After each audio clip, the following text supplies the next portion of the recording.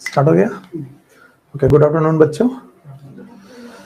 और आपको मालूम है कि आपके रिजल्ट्स आ चुके हैं और बहुत सारे बच्चों का सिलेक्शन भी हुआ। ज़्यादा टाइम वेस्ट नहीं करेंगे, क्लास को हम लोग क्लास की तरह ही रखते हैं, हम लोग टाइम वेस्ट करते नहीं ज़्यादा मोटिवेशन में। बस दो बातें ये कहूँगा कि जितने लोगों का भी सिलेक्शन नहीं हुआ और जितने लोगों का भी सिलेक्शन हुआ, उनके स्ट्रक्चर में कोई डिफरेंस नहीं था।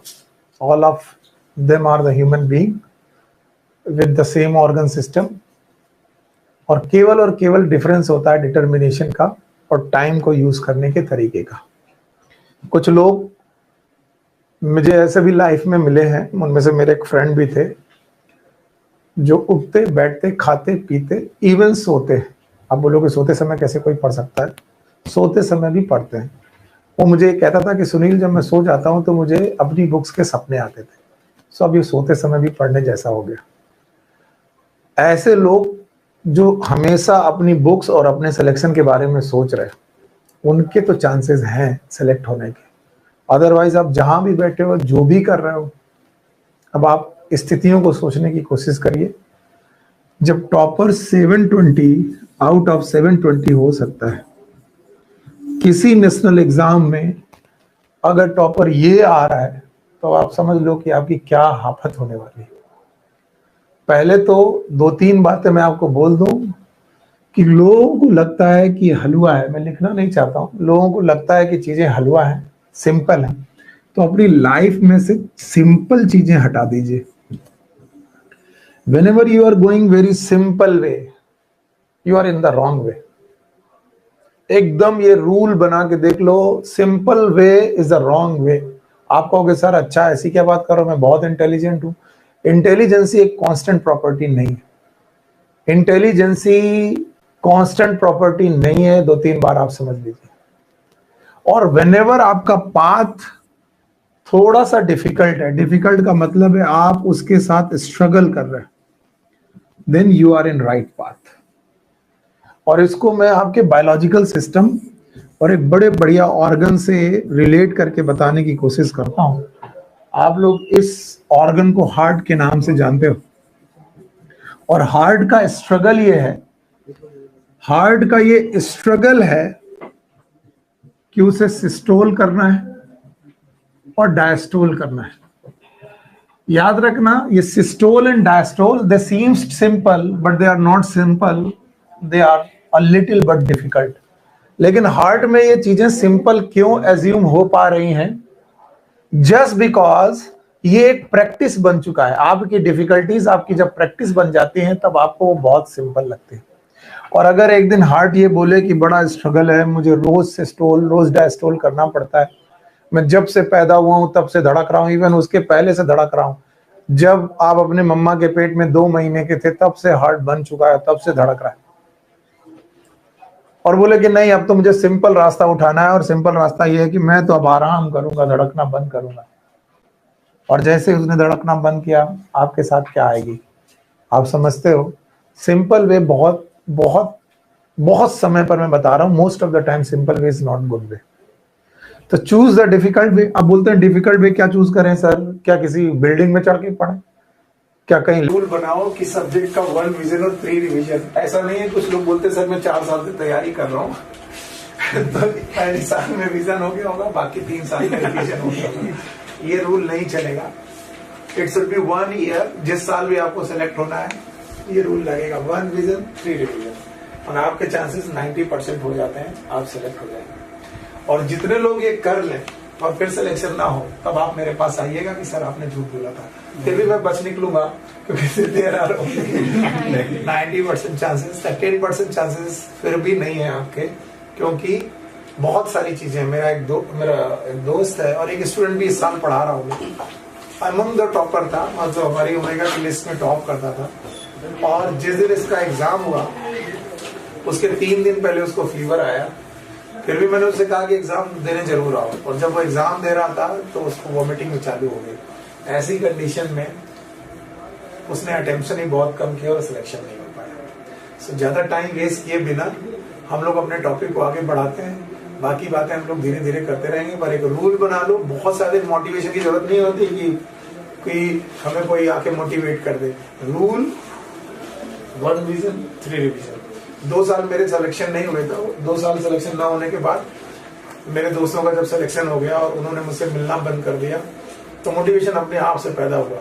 मोटिवेशन कैसे पैदा हुआ कि वो सिलेक्ट हो चुके हैं, एमबीबीएस कर रहे हैं एक मेडिकल कॉलेज में, और वो मुझसे मिलने पर हीन भावना महसूस करते हैं। या फिर आपकी बगल की सीट का बच्चा जब सिलेक्ट होता है और आपका सिलेक्शन नहीं होता, तो आप अपने आप को छुपाते घूमते हो, यार वो भी तो मेरे साथ था, 6 महीने पहले हम एक ही सीट में बैठते थे। तो फिर होता है एक मोटिवेशन अपने आप अंदर से जनरेट होता है, और वो मोटिवेशन दुनिया के सबसे ज्यादा बड़े मोटिवेशन से भी ज्यादा अच्छा होता है।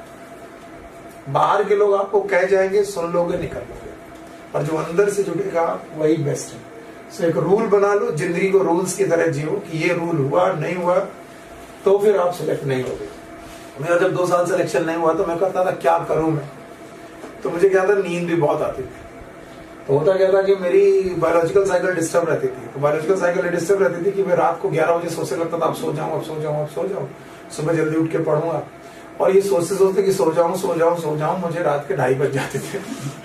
और फिर मैं 2:30 बजे सोता था तो मतलब 10 बजे उठाऊं और फिर मेरी फिर बायोलॉजिकल साइकिल करना होगा। तो मेरे टीचर थे, उन्होंने बोला एक रूल जो मैंने बनाए थे वो मैं तुम्हें सिखा दे रहा हूँ, बाकी हर बंदे के रूल अलग होते हैं, जो मैंने किया वही आप करो जरूरी नहीं।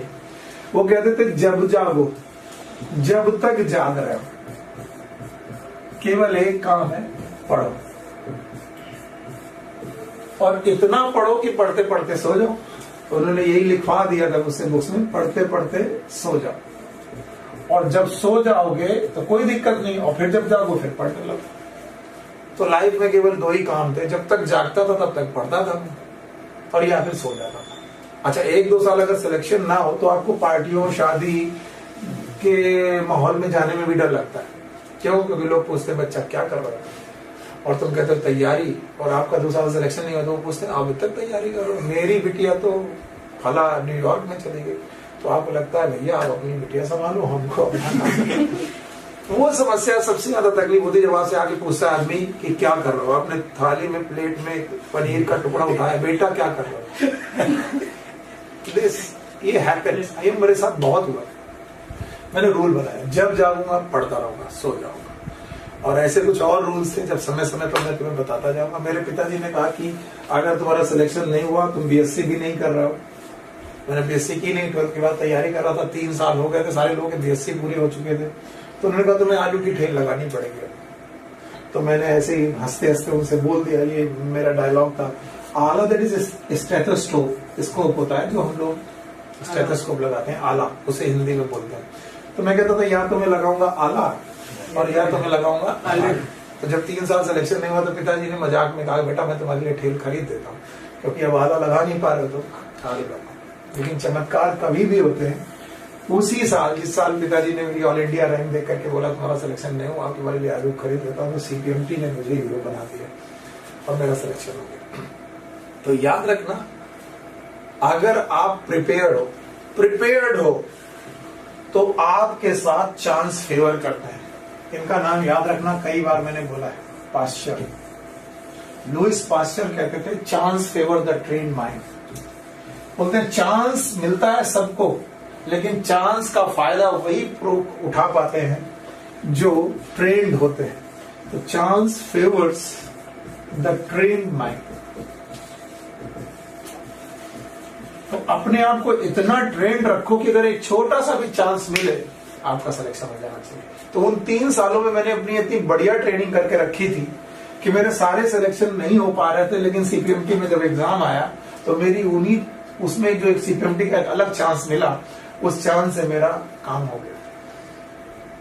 तो जादू होते हैं, लेकिन इन सारी जादू के पीछे आपकी कड़ी मेहनत होती है, बहुत मेहनत। और जो लोग कहते हैं कि नहीं आसानी से मैं सेलेक्ट हो गया, भैया होंगे कुछ बिरले ऐसे जो आसानी से सेलेक्ट हो जाते हैं, जो सिंपल वे में सेलेक्ट हो जाते हैं। बोले बड़ी सिंपल तरीके से सर पढ़ा रहे, मैं घबरा जाता हूँ। अच्छा, इसका मतलब तुम स्ट्रगल नहीं कर रहे हो सब्जेक्ट के साथ, और अगर तुम सब्जेक्ट के साथ स्ट्रगल नहीं कर रहे हो तो तुम सीख कुछ नहीं रहे हो। तुम्हें केवल एक सूडो फीलिंग हो रही, सुनिए सर बड़ा अच्छा पढ़ा रहे। वो अच्छा पढ़ाना एक अच्छी कहानी जैसा होता है। आपने सुना कहानी याद भी रही, लेकिन कहानी का हर एक मोमेंट याद नहीं रहता, चाहे कितनी भी अच्छी कहानी हो। बट जब आप कहानी कहते हो, जैसे मुझे एक कहानी सुनानी पड़े अपने बच्चे को, तो मैं फिर बताऊंगा एक झरना था, तो मेरे दिमाग में एक इमेज बन रही है। अब मैं बच्चे को अगला पॉइंट क्या बताऊं, बेटा झरने के बगल में एक पेड़ था, ये मेरी इमेजिनेशन है। उस पेड़ के बगल में बेटा एक गुफा थी, उस गुफा के अंदर एक शेर था। अब बताओ, तुमने सुनी, मैंने क्रिएट की, क्रिएट करने से क्या क्रिएट हुई, पिक्चर मेमोरी।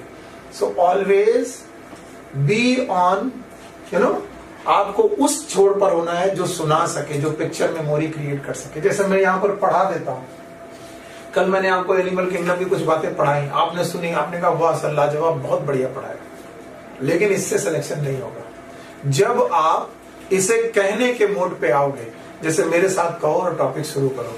क्या मैंने बोला था कि लीनियस ने बोला दुनिया में दो किंगडम है, वन इज प्लांट, जिनके पास सेल वॉल नहीं है वो एनिमल, जो लोकोमोशन करते हैं वो एनिमल। फिर उन्होंने बोला कि एनिमल यूनिसेलुलर भी हो सकता है और मल्टीसेलुलर। विटेकर ने ऐसा नहीं कहा, विटेकर ने कहा एनिमल हमेशा कैसा होगा, कितनी आसानी से आपने समझा। और अब आपने बोला कि सर एनिमल को हम लोगों ने दो पार्ट में बांटा, yes rather protozoa and Metazoa, protozoa and Metazoa, unicellular protozoa और मल्टीसेलुलर मेटाजोआ, और मेटाजोआ को फर्दर दो पार्ट में बांटा, पैराजोआ, याद है पैराजोआ के पास सेल्स थी लेकिन टिश्यू नहीं था, इनके पास एक ही सेल थी, बोलो कौन, प्रोटोजोआ। पैराजोआ के पास एक सेल थी कि बहुत सारी, लेकिन टिश्यू एग्जाम्पल। और यू मेटाजोआ के पास टिश्यू, ऑर्गन सिस्टम, इनमें से कुछ ना कुछ जरूर होगा। और इस तरीके से आपने उठाया सीलेंट डेटा से कॉर्डेटा तक। अब मैं अपने टॉपिक को शुरू करता हूँ बिना टाइम वेस्ट किए हुए।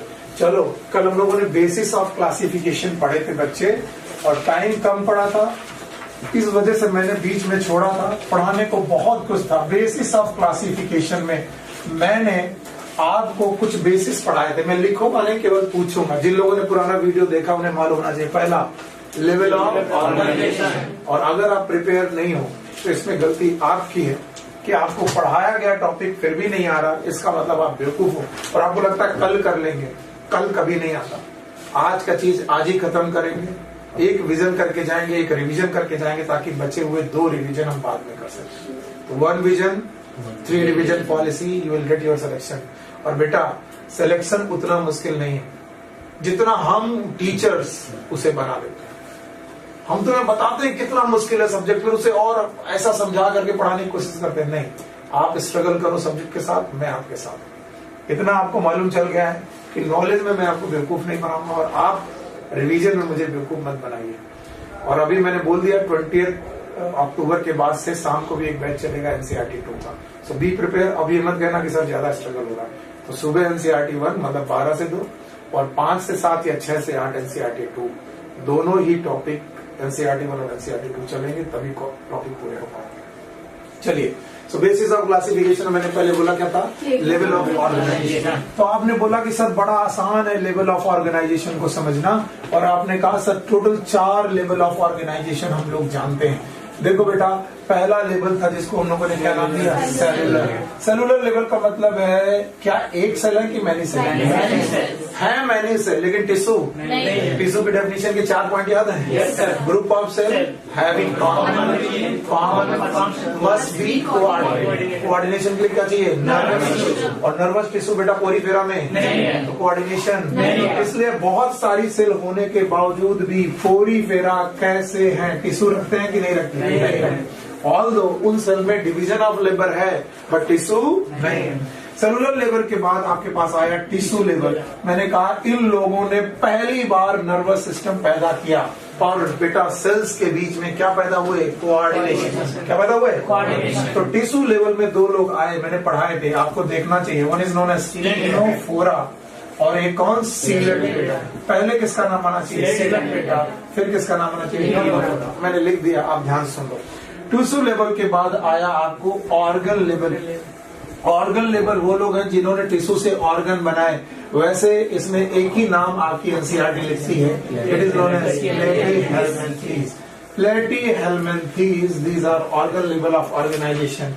और इसके बाद आया organ system level of organisation. और मैं ऑर्गन सिस्टम सिखा रहा था आपको ताकि मेरी टॉपिक को स्मूथली मैं आगे बढ़ा सकूं, सिंपल कर सकूं। ऑल दो टॉपिक कई बार मुश्किल होते हैं, लेकिन उन्हें सिंपल करने की कोशिश कर रहा हूं, पर आप भी उसी सिंप्लिसिटी को पकड़ने की कोशिश करिए। ऑर्गन सिस्टम मैंने बोला था, ऑर्गन सिस्टम में कुल मिलाकर के इन 4 सिस्टम का नाम तो आप हमेशा बोलना। क्या मैंने ऐसे बोला केवल ऑर्गन सिस्टम 4 होते हैं? No. One is known as digestive system. बोलो क्या नाम है बेटा? Digestive system. दूसरा कौन? Respiratory system. Thank you very much, आप बहुत अच्छा पढ़ रहे हैं सर। रेस्पिरेटरी के बाद बेटा सर्कुलेटरी, बहुत बढ़िया सिस्टम है, सर्कुलेटरी सिस्टम। और इसके अलावा एक्सक्रीटरी सिस्टम। इसके अलावा रिप्रोडक्टिव सिस्टम है, एंडोक्राइन सिस्टम है, बहुत कुछ है, लेकिन मेन ये 4 सिस्टम आप कभी नहीं भूलेंगे। Number 1 digestive system, respiratory, circulatory, excretory. कई बार बच्चे समझ नहीं पाते what is the difference between organ and organ system. तो मैं कहता हूं बहुत सारे ऑर्गन जब एक काम करें, नाक, nasal cavity, trachea, bronchi, lungs, बताओ क्या काम है? रेस्पिरेशन। तो एक ऑर्गन है कि मैनी? तो बताओ वो क्या होगा? Respiratory system. Mouth, buccal chamber, oesophagus, stomach, liver, gall bladder, intestine, small, large, pancreas. बताओ एक ऑर्गन है कि मैनी? ऑर्गन मैनी है, लेकिन काम क्या है? एक। बोलो कौन? डाइजेस्टिव। बोलो कौन? डाइजेस्टिव। इसी तरह सर्कुलेटरी सिस्टम, इसी तरह एक्सक्रीटरी सिस्टम। और बोला गया कि अगर आप एसके हेलमिंथीस से चलें, अगर आप एसके हेलमिंथीस से चले और कॉर्डेटा तक जाएं तो आपको ऑर्गन सिस्टम मिलेगा। तो एक क्वेश्चन यहां से आएगा, सेलुलर लेवल, पोरीफेरा। तो जो लोग नहीं समझ पाए वो रट्टा मारे। Cellular level, tissue level, organ level, organ system level. जब इतना हो गया तो हमने इसको बाय बाय किया और मैंने बोला कि ऑर्गन सिस्टम पैदा कैसे होते हैं, क्योंकि एनसीईआरटी ने ऑर्गन सिस्टम की थोड़ी डिटेलिंग की है, बहुत ज्यादा डिटेलिंग नहीं की, थोड़ी डिटेलिंग की। और ऑर्गन सिस्टम पढ़ाते वक्त बच्चा मैंने आपको एक स्टेज पढ़ाई जाइगोट से लेकर गैस्ट्रोला तक। एक बार छोटा सा रिवीजन कर लीजिए, और मैं पढ़ा चुका हूं, कुछ लोग नए होंगे उनके लिए काम आ जाएगा। कुछ लोगों ने कल सोचा कि मैं केवल क्वेश्चन कराऊंगा तो क्लास छोड़ दी, इस वजह से। यस, तो सबसे पहले आपको मालूम है मेल और फीमेल गैमेट फ्यूज हो जाते हैं और बनाते हैं क्या? जाइगोट। जाइगोट के बाद कट लगते हैं, जिसे सेब काटा जाता है, क्लीवेज बोलते हैं इन्हें। इसे क्या बना? मॉर्यूला। मॉर्यूला बना। फिर मॉर्यूला में हुआ बेटा आपको क्या हुआ? कैविटी बनी, that is known as blastocoel. तो मैंने बोला कि भैया इनर सेल मास बनता है, बहुत सारी सेल एक जगह इकट्ठा होती है और एक पेरीफेरल लेयर बन जाती है और बीच में कैविटी बन जाती है, that is known as blastula. ध्यान से सुनना, और बहुत काम की चीज है। ब्लास्टुला की इस कैविटी का नाम है ब्लास्टोसिल। ये मैं जानबूझ के एक्स्ट्रा पढ़ा रहा हूं क्योंकि तुम्हारे अंदर मैं पिक्चर मेमोरी क्रिएट करना चाहता हूं ताकि तुम जिंदगी भर याद रखो। ये ब्लास्टुला जो है ये गुब्बारे जैसी चीज है, गुब्बारा, सॉलिड की हॉलो। तो क्या गुब्बारे को दबाया जा सकता है? क्या इसे दबाया जा सकता है? ऐसे ही इन्वेजिनेशन चालू हुए, और जब इन्वेजिनेशन चालू हुए तो एक नई कैविटी पैदा हुई, and this cavity is known as archenteron. बोलो क्या ये? अगर मैंने थोड़ा भी सही पढ़ाया है तो तुम बता दोगे कि अगर ये आर्केंट्रॉन है तो बताओ ये क्या है? अरे ब्लास्टोसील। ये क्या है बेटा? ब्लास्टोसील। बहुत सही बात बोला सर, ये ब्लास्टोसील है। ब्लास्टोसील भी है और आर्केंट्रॉन भी है। तो बताओ यहाँ पर एक माउथ बना, इसका नाम है ब्लास्टोपोर। तो बताओ blastopore is the mouth of blastocoel और आर्केंट्रॉन। और जब ऐसा हुआ तो ये जो आर्केंट्रॉन और ब्लास्टोपोर है ये डाइजेस्टिव सिस्टम बना है। क्या बना है? Digestive system. ऑर्गन सिस्टम में जो पहला ऑर्गन सिस्टम वैसे सर्कुलेटरी सिस्टम का हार्ट बनता है, लेकिन फिर भी हमने बोला डाइजेस्टिव सिस्टम। कौन सा बेटा? और डाइजेस्टिव सिस्टम में बना ब्लास्टोपोर से क्या? या तो माउथ या तो एनस, दोनों ही बनेंगे। नियर टू ब्लास्टोपोर अगर पहले माउथ बना और अवे फ्रॉम ब्लास्टोपोर एनस बना तो बताओ क्या होगा? प्रोटोस्टोमिया। बोलो क्या? प्रोटोस्टोमिया। तो बताओ ब्लास्टोपोर से के पास से अगर माउथ बने तो आपको मालूम है ब्लास्टोपोर के पास से अगर माउथ बने, पहले माउथ बने और दूर से बने एनस। मैं पहला बोल रहा हूं, पहले माउथ फिर एनस बने, कंडीशन का नाम है प्रोटो मतलब पहले, स्टोमिया मतलब माउथ। प्रोटोस्टोमिया। और अगर पहले एनस बन जाए, यानी ब्लास्टोपोर के पास से पहले एनस बने, बाद में माउथ बने, इट इज नोन एज ड्यूटेरोस्टोमी। तो ये है ड्यूटेरोस्टोमिया। मैंने डाइजेस्टिव सिस्टम में बोला था कि एक पूरी की पूरी कैनाल है जिसका नाम है एलिमेंट्री कैनाल, और उसकी कितनी ओपनिंग होनी चाहिए? 2। एक कौन? माउथ, एक कौन? एनस। अब बोलते हैं ऑर्गन सिस्टम में डाइजेस्टिव सिस्टम 2 प्रकार का है। एक है इनकम्प्लीट, अगर आपने एनसीईआरटी सही ढंग से पढ़ी है तो। अब ये एनसीईआरटी की बात है जो मैं यहां लिख रहा हूं, वो एक्स्ट्रा था। और दूसरा है कंप्लीट। कंप्लीट में बोलते हैं एलिमेंट्री कैनाल की 2 ओपनिंग है। मैं सिंपल बना रहा हूं, एक ट्यूब लाइक स्ट्रक्चर है, माउथ अलग है बेटा और एनस अलग है। और माउथ और एनस अगर अलग अलग हो तो डाइजेस्टिव सिस्टम क्या माना जाएगा? कंप्लीट। और अगर बेटा पूरी की पूरी एलिमेंट्री कैनाल में एक ही ओपनिंग है, वही माउथ है और वही एनस है, यानी एक ही ओपनिंग माउथ और एनस की तरह बिहेव कर रही है, this is known as incomplete. और incomplete digestive system is present in platyhelminthes. एसके नहीं, प्लैटिहेल्मिन्थेस। एनसीईआरटी की लाइनें अंडरलाइन होनी चाहिए और बिल्कुल घोट डालो। एनसीईआरटी की कोई भी लाइन से क्वेश्चन इधर से उधर नहीं होगा, ये याद रखना। प्लैटिहेल्मिन्थेस में इनकम्प्लीट डाइजेस्टिव सिस्टम है। क्या ये शब्द कहीं आपको मिल रहा है एनसीईआरटी में? देखिए, इनकम्प्लीट और कंप्लीट मिल रहा है। यस, एनसीईआरटी पास में रखिए। माउथ और एनस अगर एक ही ओपनिंग हो, और ऐसे प्लान का जब माउथ और एनस एक ही जगह पर हो, this plan is known as blind sac plan. ये क्वेश्चन भी पूछा गया, blind sac plan.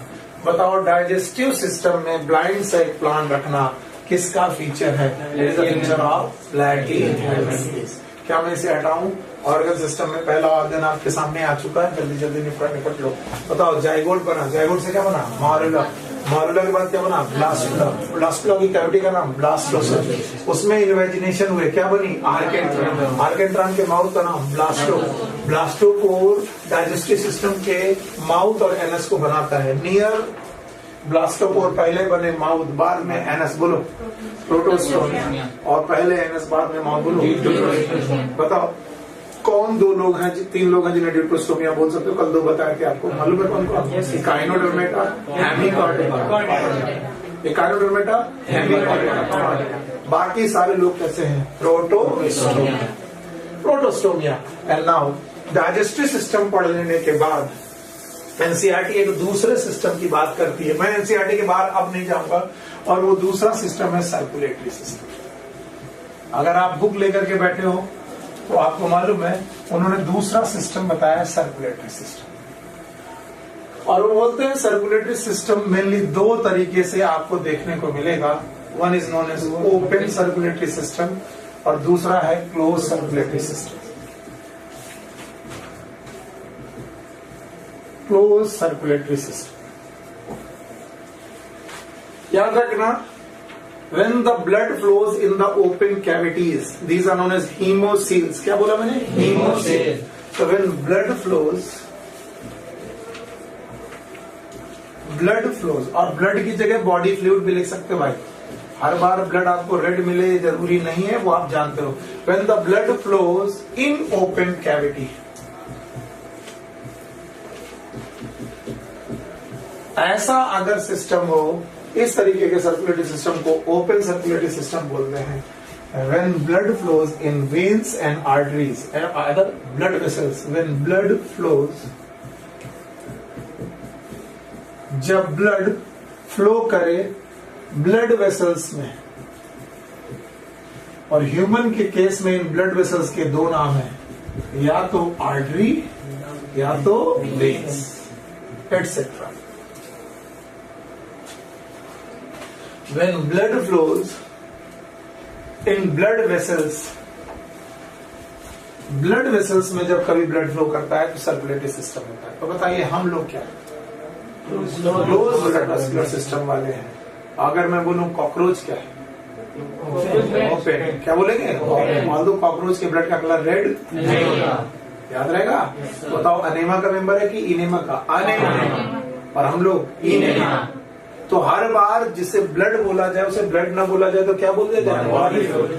So body fluid अगर क्लोज सिस्टम में बह रहा तो क्लोज्ड है, और ओपन सिस्टम में बह रहा तो ओपन। और क्लोज्ड और ओपन की डेफिनेशन क्या होनी चाहिए? अगर ब्लड वेसल्स के अंदर बहे तो क्लोज, और ब्लड वेसल्स के अलावा हीमोसिल्स के अंदर बहे तो बोलो ओपन। अगर ये सर्कुलेटरी सिस्टम आपको समझ में आ गए हैं तो भैया पहला चीज तुम्हें समझ में आ गई, और मैं बिना रिवाइज के आगे बढ़ूंगा नहीं। First basis of classification is level of organization. How many? 4. Number 1. और आपके ऑर्गन सिस्टम में कितने पढ़ा है? 2। एक कौन? डाइजेस्टिव सिस्टम और एक सर्कुलेटरी सिस्टम। क्या केवल 2 ही है? नहीं, इसके अलावा सर्कुलेटरी बहुत कुछ है। एक्सक्रीटरी याद रहेगा, लेकिन जो जो एनसीईआरटी कह रही मैं उतना पढ़ा रहा हूँ। मैंने एक्स्ट्रा क्या पढ़ाया, क्या वो भी बता पाओगे? एक्स्ट्रा पढ़ाया जायगोट से क्या बना? जायगोट से बना मारुला से ब्लास्टुला, ब्लास्टुला की कैविटी ब्लास्टुला से क्या बना? गैस्ट्रुला, गैस्ट्रुला की कैविटी का नाम क्या उसमें ब्लास्टोसील है? उसके माउथ का नाम माउथ है तो एनस है तो कितना सुपर है, कितना फ्लूडी है, कितना आराम से आगे बढ़ रहा है। Now the second basis of classification is symmetry. ये दूसरा बेसिस है जो आपकी एनसीईआरटी में लिखा है, सिमेट्री।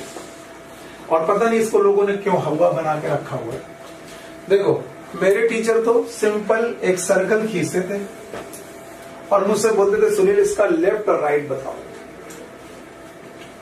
तो मैं नहीं बता पाता था। अगर मैं यहां से लाइन खींच दूं, लेट सपोज मैं यहां से लाइन खींच दूं तो ये लेफ्ट और ये राइट हो गया, एक में से लेफ्ट राइट हो गया। पर अगर मान लो ये लाइन ना हो और मैं यहां से खींच दूं तो कोई लेफ्ट राइट नहीं। तो बोलते हैं जिन भी स्ट्रक्चर में लेफ्ट और राइट ना बताया जा सके और उनमें उनको 2 इक्वल भाग में बांटा जा सके विद मैनी प्लेन्स, बहुत सारे प्लेन से उन्हें इक्वल हाफ में बांटा जा सके, they are known as radial symmetry. बोलो क्या बेटा? और अगर तुम्हारा दिमाग सही चलता है तो तुमने कभी ना कभी रेडियस शब्द पढ़ा होगा। क्या पढ़ा होगा? रेडियस। तो किसी भी सर्कल का रेडियस क्या होता है? बोला जाता है सर सर्कल का रेडियस होता है सेंटर से पेरीफेरी के बीच में जो भी डिस्टेंस है, that is known as radius. तो अगर रेडियस के अलाउंग किसी को 2 इक्वल हाफ में काटा जा सके, it is radial symmetry. If a body can be cut into 2 equal half by the radius, अगर रेडियस उठाया तो बेटा बताओ क्या होगा? 2 रेडियस बराबर क्या होगा? डायमीटर। तो डायमीटर के अलावा अगर किसी को भी काटा जा सके और एक प्लेन में कि मैनी प्लेन में, तो बताओ ऐसी सिमेट्री का नाम है। पर किसी ने बोला कि सर अगर किसी बंदे का लेफ्ट राइट बताया जा सके कि कौन सा पार्ट लेफ्ट है कौन सा पार्ट राइट है, तो उसे हम 2 इक्वल पार्ट में बांट सकते हैं। And these left and right part are known as lateral part. बोलो क्या नाम? लैटरल। तो एक हो गया लेफ्ट लैटरल, बहुत आसान है समझना, हम लोग इसे बहुत मुश्किल कर देते हैं, लेफ्ट लैटरल। और दूसरा हो गया राइट लैटरल। तो बताइए कितने लैटरल हो गए? 2 मतलब बाई लैटरल। लो खत्म कहानी, आप ही ने समझाया, मैंने तो पढ़ाया भी नहीं। हम why it is by? 2 lateral position है, एक कौन सी? राइट, एक कौन सी? लेफ्ट। एक राइट और लेफ्ट 2 लैटरल पोजीशन में अगर किसी को बांटा जा सके उसे बोला गया क्या? Bilateral symmetry. क्या बोलेंगे? एक बड़ा बढ़िया बात हमारे टीचर पढ़ाते थे कि some time in a circle we can define left and right, क्योंकि सर्किल में उसका माउथ ऐसा था जो केवल एक ही प्लेन से 2 पार्ट में बांटा जा सकता था। Then this condition is known as biradial। बोलो क्या बोलेंगे? Why biradial? Because ये है रेडियस के अलॉन्ग, लेकिन क्या एक प्लेन है कि मैनी प्लेन है? एक प्लेन। तो some time bilateral and biradial they can be used as synonymous। कैसे यूज किया जाता है? पर्यायवाची की तरह। तो आपके सामने bilateral और biradial, लेकिन एनसीईआरटी बोलती है रेडियल सिमेट्री एंड bilateral। अच्छा, अब अगर मैं आपके सामने एक स्ट्रक्चर बनाऊं और बोलूं बेटा इसकी सिमेट्री बताओ, आप क्या बोलोगे? सिमेट्रिकल के एसिमेट्रिकल? एसिमेट्रिकल। तो there is a no plane of symmetry, that is known as asymmetrical. अगर किसी में नो प्लेन ऑफ सिमेट्री है उसे क्या बोलेंगे? एसिमेट्रिकल। तो on the basis of symmetry आप कितने तरीके की कंडीशन पढ़ सकते हैं? Number 1 asymmetrical. Okay, number 1 is asymmetrical. दूसरा कौन? Bilateral symmetry. नंबर तीसरा कौन? Radial symmetry. पक्का? अब सुनो, एसिमेट्रिकल के केस में there is a most of the Porifera. क्या मैंने ऑल पोरीफेरा लिखा है? आज के बाद से ऑल पोरीफेरा लिखना बंद कर देना, क्योंकि कुछ पोरीफेरा के मेंबर रेडियल सिमेट्री शो कर सकते हैं।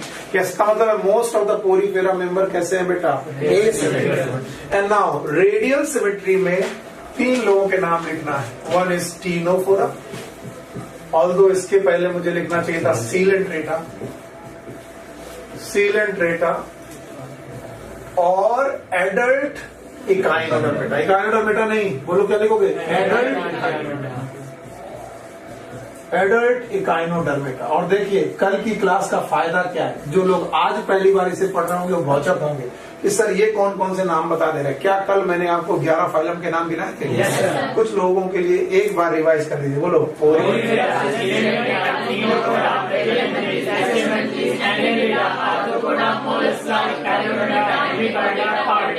तो हम सारे 11 के 11 फाइलम हर लेवल ऑफ बात में लिखेंगे। 11 के 11 लोगों का नाम आना चाहिए। बताओ पोरीफेरा किसमें? एक हो गया। सीलेंट्रेटा टीनोफोरा किसमें? Radial symmetry. और एडल्ट इकाइनोडर्मेटा भी रेडियल सिमेट्री। अब आए बायलैटरल सिमेट्री। बायलैटरल सिमेट्री में कौन कौन आएगा बताओ? प्लैटीहेल्मिन्थेस। फिर से बोलो, प्लैटीहेल्मिन्थेस माय बच्चे। और इसके बाद आप नाम लिखते जाओ। इसके बाद एनालिडा, आर्थ्रोपोडा होगा, और कौन? मोलस्का, और कौन? इकाइनोडर्मेटा। बताओ इकाइनोडर्मेटा का कौन? शाबाश मेरे बच्चे। इकाइनोडर्मेटा दोनों जगह मिलेगा। कहाँ कहाँ? रेडियल में भी और बायलैटरल में भी। तो बताओ लार्वा उसका कैसा होगा? बायलैटरल। लार्वा बच्चा कैसा होगा? बायलैटरल। और बड़ा रेडियल। और कभी घबरा जाना तो सितारा मछली देखे हो? सितारा मछली। और सितारा मछली किसका मेंबर होता है? इकाइनोडर्मेटा। और सितारा मछली बेटा उसका बच्चा है कि एडल्ट है? एडल्ट। देखो एक प्लेन ऑफ सिमेट्री, दूसरा प्लेन ऑफ सिमेट्री, तीसरा प्लेन ऑफ सिमेट्री, चौथा प्लेन ऑफ सिमेट्री, बहुत सारे प्लेन ऑफ सिमेट्री से सितारा मछली को बांटा जा सकता है। That is known as Echinodermata. इसके अलावा आपको मालूम है मोलस्का, इकाइनोडर्मेटा, हेमिकॉर्डेटा और कॉर्डेटा। अगर आप इतना सीख गए हो तो मुझे लिखने की जरूरत नहीं।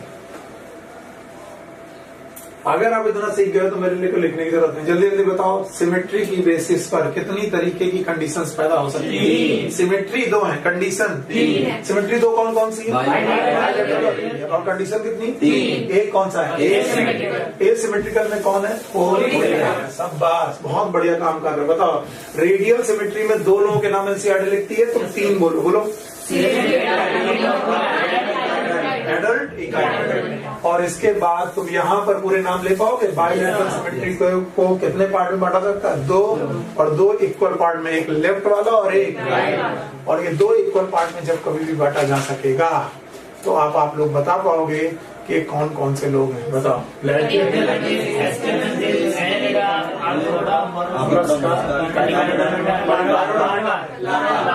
तो इकाइनोडर्मेटा के पास दोनों कंडीशन है? yes, वो कैसा है? पक्का? yes, इसी तरीके से मोलस्का के पास भी 2 कंडीशन है। कितनी? 2।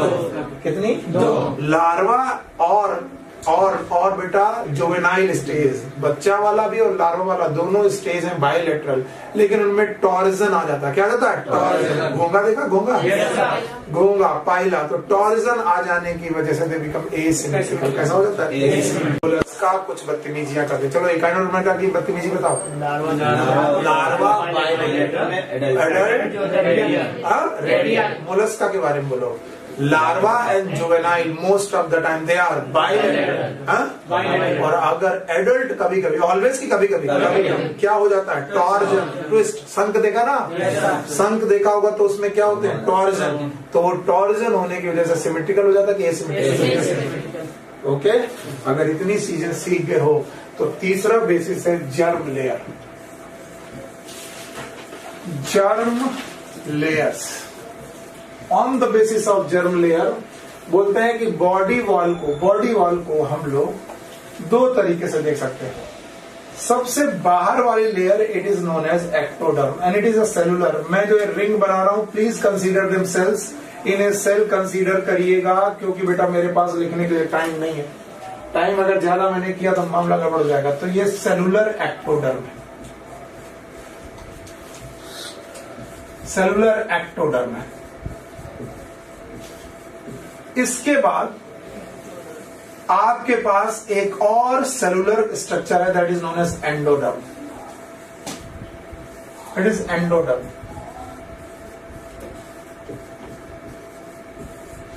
और बीच में this is a cavity, this is a cavity, और बीच में this is non cellular but liquid layer, it is known as mesoglea.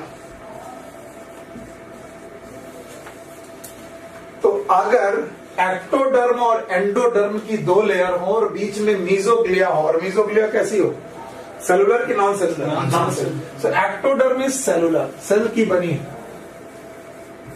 Endoderm is cellular, ये भी सेल की बनी है। लेकिन बीच की जो लेयर है mesoglea, it is non cellular. तो हम ऑल्दो इसमें 3 लेयर तो जरूर देखेंगे, लेकिन 3 लेयर में, तीनों लेयर में सेल नहीं है, इसलिए इस तरीके की कंडीशन को हम लोग बोलेंगे 2 लेयर। कितनी जर्म लेयर है? 2। और 2 लेयर वाले बंदे को बोलेंगे diploblastic. It is known as diploblastic. Diploblastic याद रखना, जब कभी किसी की बॉडी वॉल में 2 लेयर पाई जाएं या पूरी बॉडी में 2 लेयर पाई जाएं, condition is known as diploblastic. And in diploblastic में outer is ectoderm, inner is endoderm, this is body cavity. चाहो तो मैं इसे और बता दूं, this is body cavity, whatever the body cavity is, नाम मैंने नहीं बताना। और इसके बीच में, एक्टोडर्म और एंडोडर्म के बीच में एक बेटा नॉन सेलुलर स्ट्रक्चर पाया जाए, that is known as mesoglea. तो बताओ टोटल कितनी सेलुलर लेयर हुई? 2। One is known as ectoderm, another one is endoderm. ऐसा अगर कोई ऑर्गेनिज्म है तो क्या कहलाएगा? डिप्लोब्लास्टिक। 3 एग्जांपल लर्न करेंगे। एनसीईआरटी एक एग्जांपल देती है, पर मैं 11 के 11 फाइलम लेके चल रहा हूं, इसलिए 3 एग्जांपल बताता हूं। एक तो आप लोग पोरीफेरा का नाम लिखेंगे, पर याद रखना पोरीफेरा की जो नॉन सेलुलर स्ट्रक्चर है, I am sorry, this non cellular structure is known as mesenchyme. बस अंतर इतना ही है, it is known as mesenchyme और मीजोहाइल, या फिर इसी को बोलेंगे mesohyl. It is only in porifera. इसके अलावा दूसरा है सीलेंट्रेटा और तीसरा है टीनोफोरा। मैं 11 के 11 फाइलम को आपके सामने गिनता हूं हर बार, हर बेसिस में, इसलिए मैंने 3 नाम लिखे। तो जब बेटा एक्टोडर्म और एंडोडर्म हो और बीच में एक नॉन सेलुलर लेयर प्रेजेंट हो और सबसे अंदर एक बॉडी कैविटी हो, body cavity whatever the body cavity is, मैंने इसका नाम सीलोम विलोम नहीं बोला, जो भी बॉडी कैविटी है, इसके बाद जब कंडीशन आई, कंडीशन का नाम क्या होगा? और चूंकि मुझे कितने फाइलम गिनने? 11 में से 3 मैंने गिन डाले। वो लोग कौन? ये कैसे हैं? डिप्लोब्लास्टिक। अगर आप डिप्लोब्लास्टिक समझ सके तो आपके सामने पता चल गया, they are the organism with 2 germ layer. They are the organism with 2 germ layer.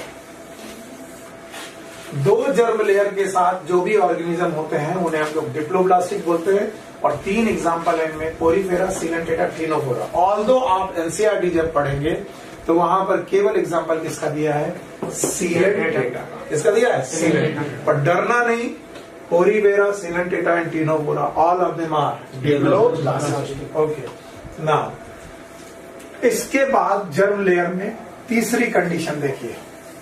पहली कंडीशन ये है कि आपको आउटर मिलेगी ectoderm, it is a cellular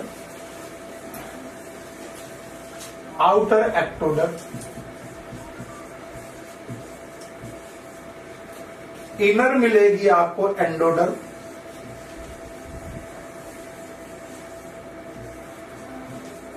endoderm. Okay, और एक्टोडर्म और एंडोडर्म के बीच में भी आपको सेलुलर स्ट्रक्चर मिलेंगे, and these cellular structure are known as mesoderm. अब एक बात आप लिखिएगा ध्यान से, ectoderm is known as first germ layer, first germ layer, endoderm is known as second germ layer and mesoderm is known as third germ layer. और ये मैं फर्स्ट, सेकेंड, थर्ड टर्म बता रहा हूं on the basis of their development during embryonic condition. फिर से सुनो, बाद में लिखो। एम्ब्रियोनिक कंडीशन से जैसे जैसे जाइगोट से मोरुला, मोरुला से गैस्ट्रुला और गैस्ट्रुला में जर्म लेयर बनती है। फिर से सुनो, सब कुछ छोड़ के सुनो। जैसे जैसे मोरुला, मोरुला से गैस्ट्रुला और गैस्ट्रुला में जर्म लेयर बनती है, तो जो सबसे पहले जर्म लेयर बनती है उसके बाद एंडोडर्म और सबसे बाद मीजोडर्म। लेकिन हम फ्लो में क्या करते हैं, एक्टो, मीजो, एंडो। तो हमारे हिसाब से एक्टो पहली हो गई, मीजो दूसरी हो गई, एंडो थर्ड हो गई। क्या ये सही है? गलत है। पहले कौन? एंडो, फिर कौन? एंडो, बाद में कौन? मीजो। और एनसीईआरटी ने इसे खुल के बोला, अंडरलाइन करिएगा, the third germ layer, page turn करके अंडरलाइन कर लीजिए, mesoderm is third germ layer. अगर कोई ऑर्गेनिज्म 3 जर्म लेयर के साथ आपको दिख जाए, it is known as triploblastic.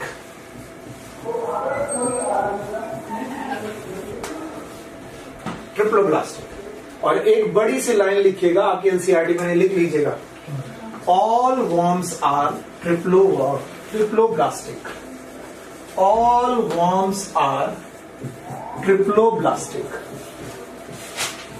अब आपके सामने मैं किसी भी वर्म का नाम लूं और मैं पूछूं डिप्लोब्लास्टिक है कि ट्रिप्लोब्लास्टिक है, आप क्या बोलोगे? ट्रिप्लोब्लास्टिक। बताओ, प्लेटफॉर्म ट्रिप्लोब्लास्टिक, राउंड वर्म, अर्थ वर्म।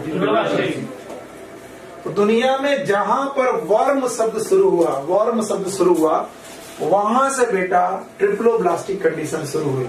और वर्म सबसे पहले कहां से शुरू हुआ? प्लैटीहेल्मिन्थीज। तो याद रखना, प्लैटीहेल्मिन्थीज से लेकर के प्लैटीहेल्मिन्थीज से लेकर कॉर्डेटा तक all of them are triploblastic. बस मैं जानता हूं कि मैं जो कर रहा हूं बकवास है, लेकिन बुलवाऊंगा जरूर। प्लैटी के बाद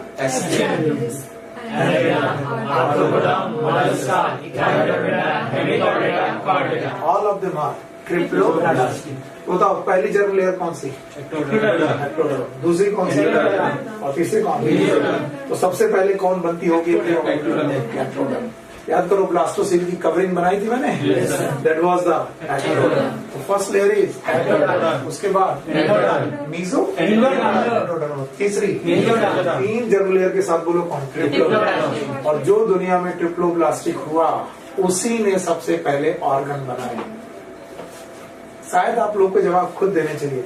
बताओ, जो सबसे पहले हुआ कौन? ट्रिप्लोब्लास्टिक। वो कौन था? प्लैटीहेल्मिन्थीज। और प्लैटीहेल्मिन्थीज ने ही सबसे पहले क्या बनाया? उसके पहले ऑर्गन बने थे कि नहीं बने? इसका मतलब जर्म लेयर का रिलेशन किससे है? ऑर्गन। तो जिसने ऑर्गन नहीं बनाए उसके पास तीनों जर्म लेयर नहीं है। 2 जर्म लेयर हो सकते हैं लेकिन तीनों जर्म लेयर नहीं। और जिसने भी बेटा पहली बार ऑर्गन बनाए उसी ने तीनों जर्म लेयर भी पहली बार बनाए। और इस तरीके से ट्रिप्लोब्लास्टिक ऑर्गेनिज्म पैदा हुए दुनिया में। So I am going to okay, इसे फिर से हटा देते हैं। देख लो भाई, अगर 3 जर्म लेयर हैं, सबसे पहले एक्टोडर्म, फिर एंडोडर्म, फिर मीजोडर्म, तो ऐसे बंदे को हम लोग बोलेंगे triploblastic. And all worms are triploblastic. पहला वर्म जो हम लोग पढ़ते हैं वो कौन है? Flat worm. तो फ्लैट वर्म अगर ट्रिप्लोब्लास्टिक है, इसका मतलब ट्रिप्लोब्लास्टिक कंडीशन कहां से चालू हुई? प्लैटीहेल्मिन्थीज। और प्लैटीहेल्मिन्थीज से लेकर कहां तक पहुंचे? कॉर्डेटा तक। तो कॉर्डेटा की बेसिस पर मैं अब आपको गिन सकता हूं। देखो, डिप्लोब्लास्टिक, ओरिफेरा, बाकी 8 triploblastic. Now next is coelom. And ये सब मैं आप लोग के बारे में जानता हूं, आप होशियार लोग हो, लेकिन मैं अपने जीवन में बहुत ज्यादा गलत समझता रहा। हमें बोला था coelom is a body cavity.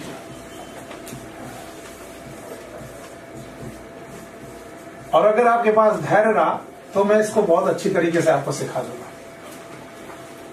तो बोला जाता था कि coelom is a body cavity. Body में पाई जाने वाली कैविटी को हम लोग सीलोम बोलते थे, लेकिन ये ट्रू फुल डेफिनेशन नहीं। It's a one part. Body cavity, body में पाई जाने वाली कैविटी बॉडी कैविटी। लेकिन ये फुल डेफिनेशन नहीं। क्यों फुल डेफिनेशन नहीं है, आज मैं इसके बारे में आपको आइडिया देता हूं। ध्यान सुनना, जब तक कि तुम अपने आप को या मुझे नहीं देखते हो तब तक ये बात समझ में नहीं आनी। लेट सपोज मेरी बॉडी को आपने क्रॉस सेक्शन वाइज कट किया, सर को आपने बीच से काट किया, बोले सर गर्दन से नहीं काटते क्योंकि मेरी बॉडी कैविटी आपको इस रीजन में मिलेगी, that is known trunk reason. Leg में, हैंड में, हेड में बॉडी कैविटी नहीं मिलती है, ट्रंक रीजन में बॉडी कैविटी मिलती है। तो क्या होगा, बॉडी कैविटी वाले रीजन को काटना पड़ेगा। तो जब तुम मुझे काटोगे तो मैं तुमको कुछ यूं कटा हुआ पार्ट में दिखाई पड़ूंगा। अगर आपने सर को काट दिया, बॉटल है किसी के पास, अगर मैंने ये एक ऑर्गेनिज्म है और इसको कट दिया तो कट सेक्शन कैसा दिखेगा, गोल, लाइक दिस। और कट सेक्शन के बीचों बीच में, यानी मेरे बीचों बीच में एक डाइजेस्टिव सिस्टम नाम का एक ट्यूब गया है, उस ट्यूब को आप बोलते हो एलिमेंट्री कैनाल। क्या बोलते हो, alimentary canal. This is alimentary canal. ये डाइजेस्टिव सिस्टम है, यानी मैं लिख दे रहा हूं alimentary canal.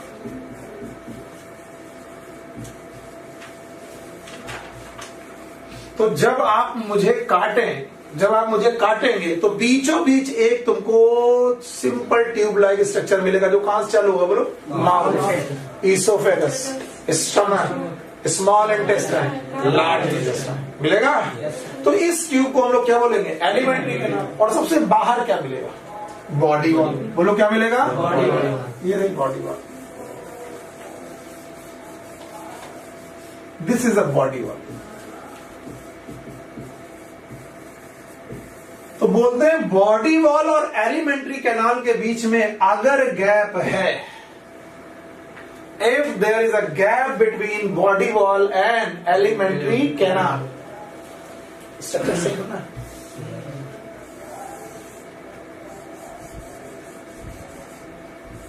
If there is a gap between body wall and alimentary canal, this gap is known as body cavity. मैंने सिलोम शब्द अभी यूज नहीं किया। This gap is known as body cavity.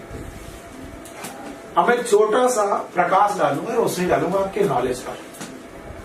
बताओ ऑर्गन पहली बार कहाँ बने, तो हमें बॉडी कैविटी की बात कहां से चालू करनी चाहिए, कहां से, क्योंकि डाइजेस्टिव सिस्टम पहली बार किसने बनाया, पक्की बात है। लेकिन बच्चों, हमारा पॉरीफेरा भी एक कैविटी रखता है, बॉडी कैविटी रखता है। इवन हमारा हाइड्रा भी एक बॉडी कैविटी रखता है, यस और नो, रखता है। पर क्या हाइड्रा की बॉडी कैविटी या पोरीफेरा की बॉडी कैविटी में ये रूल लागू होते हैं? कौन से रूल,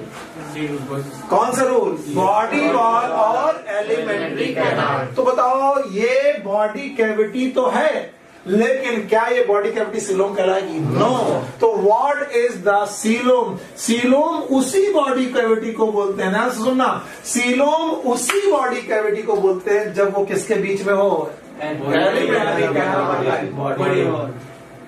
बॉडी कैविटी ये भी है, बॉडी कैविटी ये भी है। देखो, इनके पास भी बॉडी कैविटी है, पोरीफेरा के पास भी बहुत सारे छेद हैं, सीलेंडेटा के पास भी बॉडी कैविटी है। तो body cavity is acquired by porifera, even body cavity is acquired by coelenterata. लेकिन बताओ, पोरीफेरा की बॉडी कैविटी सीलोम कहलाएगी कि नहीं? और इनकी क्यों? क्योंकि वो बॉडी कैविटी सीलोम कहलाती है। All the body cavities are not the coelom. वो बॉडी कैविटी सीलोम कहलाती है जिस बॉडी कैविटी किसे किसके बीच में हो, एलिमेंट्री कैनाल और बॉडी वॉल। और एक रूल याद रखना, ये याद रखना कि सीलोम तभी कहलाएगी जब वो दोनों तरफ से मीजोडर्मल टिश्यू से घिरी होगी, मीजोडर्मल टिश्यू से सराउंडेड होगी। जो व्हाइट करे तरीके मैंने बनाए हैं, these are known as mesodermal tissue.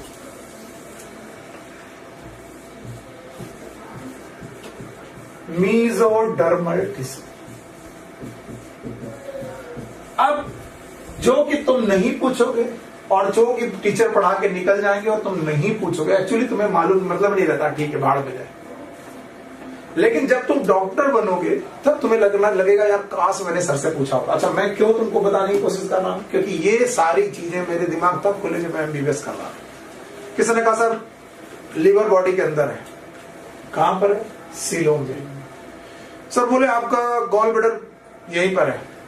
किसी ने कहा सारे इंटरनल ऑर्गन आपकी सीलोम में है। क्या सीलोम एक ओपन कैविटी है? मैं उछलूंगा तो ऑर्गन लड़ जाने चाहिए। अरे एक डब्बे में तुमने कोई चीज भरी और उछले तो क्या वो चीजें आपस में लड़ती हैं? यस, लेकिन हमारी बॉडी में क्यों नहीं? Just because this cavity is fluid filled cavity. कैसी कैविटी है? भगवान न करे कभी आपकी सर्जरी हो, या फिर दूसरे तरीके से बोलते हैं भगवान करे आप सर्जन बनो। और जब तुम सर्जन बनोगे और किसी का पेट काट रहे हो, मेरा मत काटना, तो सबसे पहले आप क्या कट करोगे?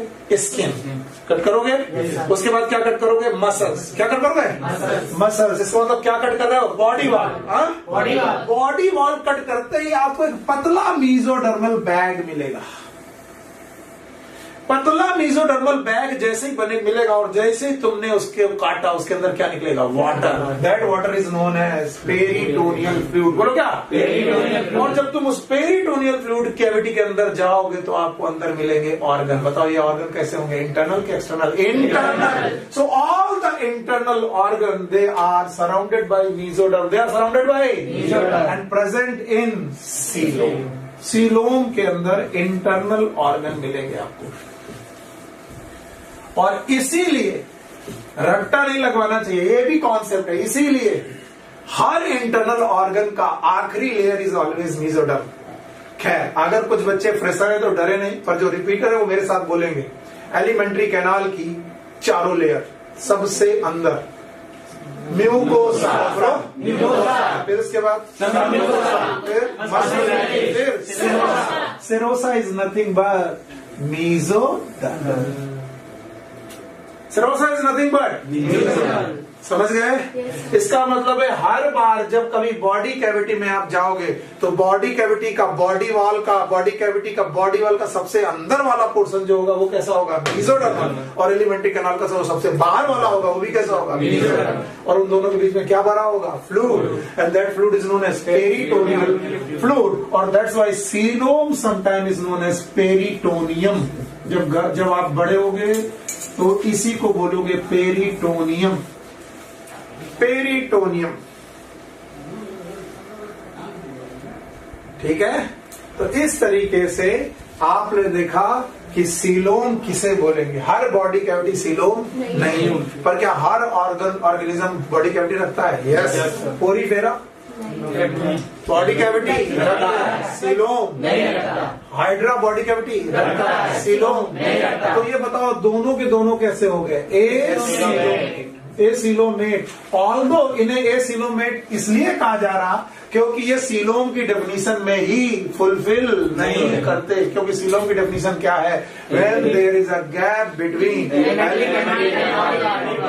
तो बताओ इनमें एलिमेंट्री कैनाल है? इनमें एलिमेंट्री कैनाल, तो एलिमेंट्री कैनाल और बॉडी वॉल के बीच के गैप की बात होगी ही नहीं। इसका मतलब इनमें जो गैप होगा वो बॉडी कैविटी कहलाएगा, लेकिन सीलोम नहीं। तो बताओ पोरीफेरा, सीलेंट्रेटा, टीनोफोरा कैसे हो गए? तो मैं यहां लिख रहा हूं पोरीफेरा, सीलेंट्रेटा, इसके अलावा Ctenophora, they are एसीलोमेट।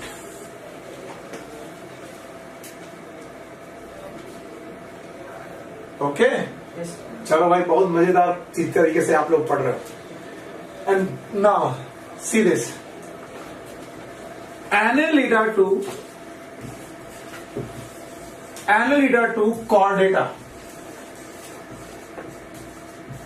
they are eucoelomate। Eucoelomate का मतलब है इनमें ट्रू सीलोम है। और बेटा ट्रू सीलोम की डेफिनेशन मैंने अभी अभी बताई, ऑल्दो मैंने लिखा ही नहीं है, पर मैं पूछूंगा जरूर आपसे। बताओ what is true coelom? 3 point है ट्रू सीलोम के, और जो लोग ये तीनों पॉइंट बता देंगे समझ में आ जाएगा। बोलो।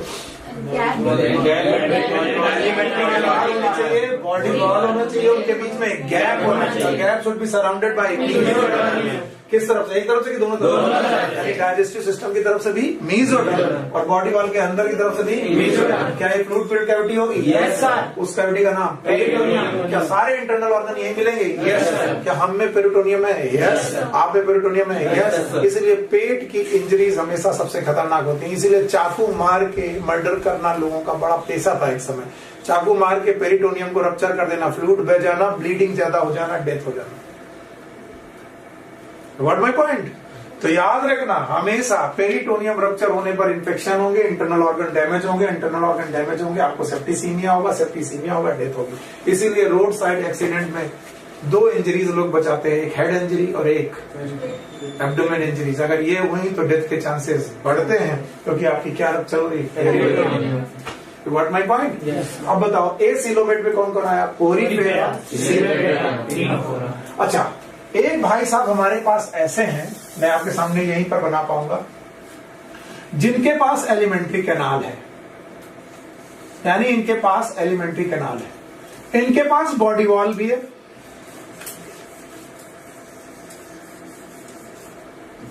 यानी इनके पास बॉडी वॉल है, इनके पास एलिमेंट्री कैनाल है। बॉडी वॉल और एलिमेंट्री कैनाल होने के बावजूद इन दोनों के बीच में गैप नहीं है, बल्कि बेटा टिश्यूज भरे हुए हैं। And these loose tissues are known as parenchyma. ये शब्द आपने केवल प्लांट में सुना होगा, लेकिन आप एनिमल में सुनो पैरेन्काइमा। और पैरेन्काइमा नाम के जो टिश्यूज हैं, इन्होंने पूरी तरीके से भर रखा है इस गैप को। So they have body wall, they have elementary canal, but they do not have the gap because gap is fulfilled by parenchyma।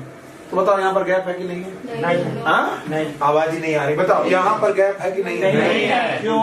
क्योंकि यहाँ पर क्या भरा है? जब गैप नहीं तो सीलो नहीं। तो बताओ ये भी बंदा कैसा है? अब आपको लगेगा कि सर ए सिलोमेट तो 4 हो गए, एक ही साथ लिख देते। देखो ए सिलोमेट में कौन? और ये वाला ए सिलोमेट का एग्जांपल है प्लैटीहेल्मिन्थेस। बोलो कौन? इस तरीके का बंदा है प्लैटीहेल्मिन्थेस।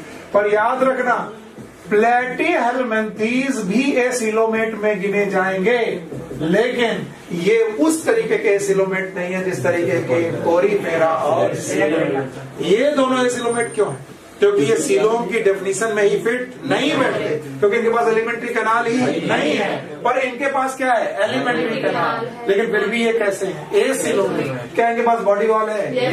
क्या इनके पास एलिमेंट्री कैनाल है? इसके बावजूद भी कैसे हैं? एसिलोमेट। क्यों? क्योंकि बीच में क्या प्रेजेंट है?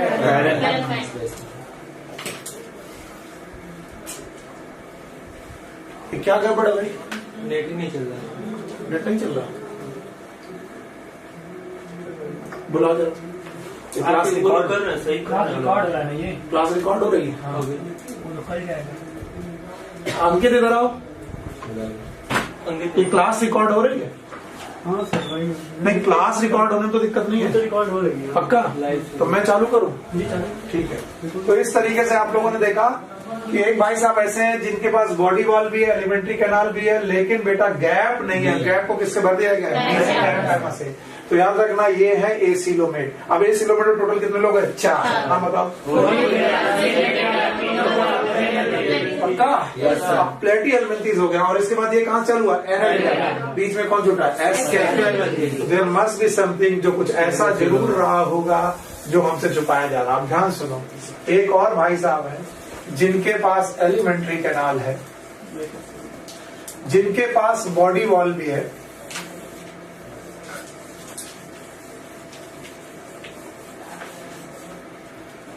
बॉडी एलिमेंट्री कैनाल है। देखिए भाई मैं लिख दे रहा हूं, एलिमेंट्री कैनाल है,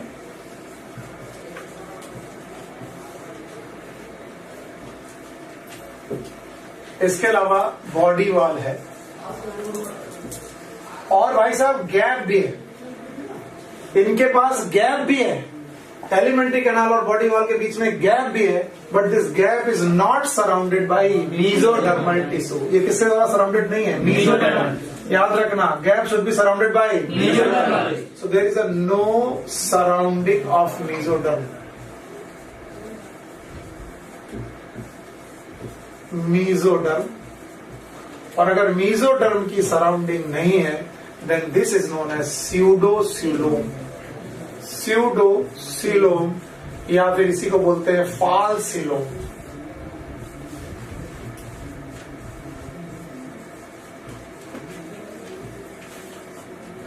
याद रखना, मीजोडर्म की कवरिंग ना होकर इनके बीच में मीजोडर्म के छोटे छोटे पैचेस पड़े हैं। They have the patches around the mesoderm. मैंने एक साथ तीनों को दिखाने की वजह से ऐसा किया है। मैं एक बार फिर से लिख दूंगा ये तीनों कंडीशन, आप घबराना मत। तो बताओ तीसरी कंडीशन कौन सी है बेटा? एक बार आपने सुन लिया, बहुत बहुत धन्यवाद लिखने के लिए। अब आप देखिए, जो जो मैं बोलता जाऊं वो बताते जाइएगा। ओके, पोरीफेरा, क्या इनके पास बॉडी कैविटी है? Hydra, that is you know that sealant data,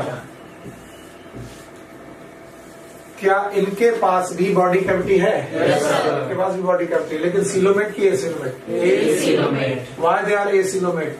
क्योंकि डेफिनेशन में ही फिट। कौन सी डेफिनेशन? बॉडी वॉल और हटा दो, एक पॉइंट हो गया। दूसरा point, the body wall, the alimentary canal and the body wall, but in between there is parenchyma। बताइए, सिलोम के acoelomate? Acoelomate. Okay, now the third condition, the elementary canal, the body wall, but no mesoderm. In spite, they are the patches of the mesoderm. mesoderm के छोटे छोटे patches present हैं। बताओ, पूरी cavity it is surrounded by mesoderm और not? No. इसका नाम बोलो, स्यूडोसिलोम।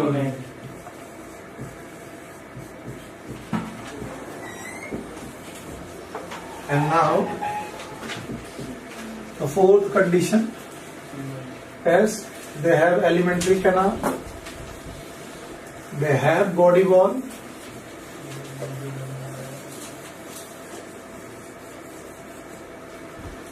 but also they have mesodermal covering.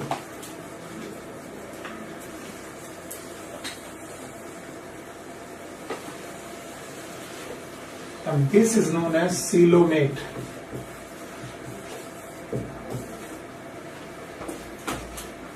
अगर ये सब चीजें समझ पा रहे हो तो सही बात आएगी। बताओ, इस तरीके की कंडीशन में एग्जाम्पल क्या क्या है? इस तरीके का एग्जाम्पल नहीं, इस तरीके का एग्जाम्पल पोरीफेरा, इस तरीके का सीलेंटेटा एंड टीनोफोरा। ये समझ लेना, सीलेंटेटा और टीनोफोरा एकदम भाई भाई है, एग्जैक्ट एक जैसी कुछ फीचर्स हैं बस। इस तरीके का एग्जाम्पल कौन है बेटा? प्लैटीहेल्मिन्थीस। प्लैटीहेल्मिन्थीस। और इस तरीके का एग्जाम्पल एस्केहेल्मिन्थीस। और इस तरीके के एग्जाम्पल बोलो कौन? Annelida to Chordata. अभी यहाँ पर नामकरण कुछ नहीं हुआ है, अगर आप बोल पाओगे तो मैं समझ जाऊंगा। बोलो ये क्या है? बताओ ये क्या है?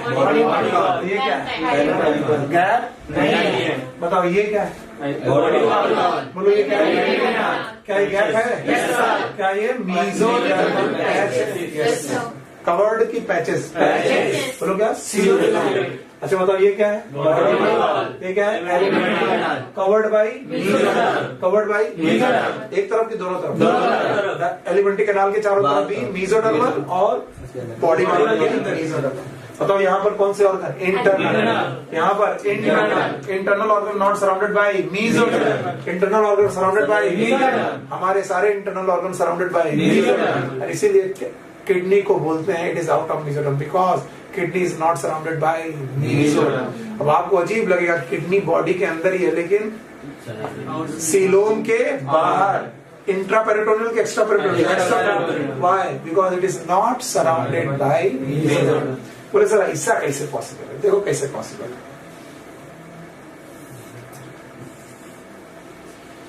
ये चीज भी किडनी के समय पर मैं और आसानी से सिखाऊंगा। ये रही मीजोडर्म, ये रही बॉडी वॉल, सॉरी ये रही बॉडी वॉल और ये रही किडनी। बताइए किडनी एक तरफ तो किससे सराउंडेड है? मीजोडर्म। दूसरी तरफ नहीं है। बताओ पेरिटोनियम के अंदर की बाहर? इसीलिए किडनी की चोरी सबसे ज्यादा आसान है। एक कट मारिए, स्किन कट करिए, पेरिटोनियम के अंदर घुसने की जरूरत नहीं है। कट करो, बाहर निकाल लो। बताओ कौन सा ऑर्गन इस दुनिया में सबसे ज्यादा चुराया जाता है? Because it is inside the body cavity but outside the peritoneum because it is not surrounded by mesoderm. These are some, ये कुछ ऐसी ऐसी चीजें हैं जो आपको मालूम होनी चाहिए, समझ में आनी चाहिए। अगर ये चल नहीं रहा तो ये रिकॉर्ड कैसे हो रहा होगा? कल कैमरे का रिकॉर्ड कैमरे में नहीं हो रहा ना? नहीं दिख तो रहा, लाइव उठता है, चल रहा है। चलो भैया, वो बस नेट नहीं, वरना क्लास नहीं मिलेगी तो गड़बड़ हो जाएगा। तो बताओ, अब मुझे बताओ ये सीलोमेट में टोटल कितने लोग? 4। ओरीफेरा। अब मैं क्वेश्चन पूछ रहा हूँ। A worm which is acoelomate, example, a worm which is acoelomate, Porifera, Coleoptera, Ctenophora, Platyhelminths, all. क्यों? वर्म मतलब ट्रिप्लोब्लास्टिक। और यकीन मानिए अगर मैंने शब्द नहीं पढ़ाया होता तो बाकी सारे लोग क्या बोलते? क्योंकि वर्म ना पढ़ के उनको ये भी वर्म लगते हैं। वर्म शब्द कहाँ पर आएगा? ट्रिप्लोब्लास्टिक। समझ गए? तो मैं बोलूंगा, अगर मैं बोलूं acoelomate organism with digestive system, platyhelminthes. acoelomate organism without digestive system, नहीं आया? तो अगर मैं क्वेश्चन घुमाऊंगा आपको लगना चाहिए कि क्वेश्चन पकड़ में आ रहा। बताओ, सीलोमेट ऑर्गेनिज्म या सीडोसीलोमेट organism with the mesodermal patch, it is SK. क्या बोलते हैं? SK की जो बॉडी कैविटी है, it is made up of blastocoel. अब कुछ लोगों की तो हवा दिमाग खराब हो गई होगी। ब्लास्टोसील कब पढ़ा था? याद करो। ब्लास्टुला की कैविटी पड़ी थी और ब्लास्टुला तक केवल कितनी लेयर थी? 2, एक एक्टो और एक एंडो। और इसीलिए बेटा मेसोडर्म वहां पर थी नहीं, अभी कैसे में आई? पैचेस में। तो ब्लास्टोसील ही बॉडी कैविटी कन्वर्ट हो गई। ये क्वेश्चन भी आ चुका है कि बताओ सीडोसीलोमेट की जो सीलोम होती है, it is made up of blastocoel. आ चुका है एनसीईआरटी में, नहीं तो थोड़ा बहुत एक्स्ट्रा जो मुझसे हो पा रहा है, जो आपको लगता है कि आउट ऑफ द कोर्स पूछा जा सकता है, वो भी मैं डिस्कस करते जाता हूँ।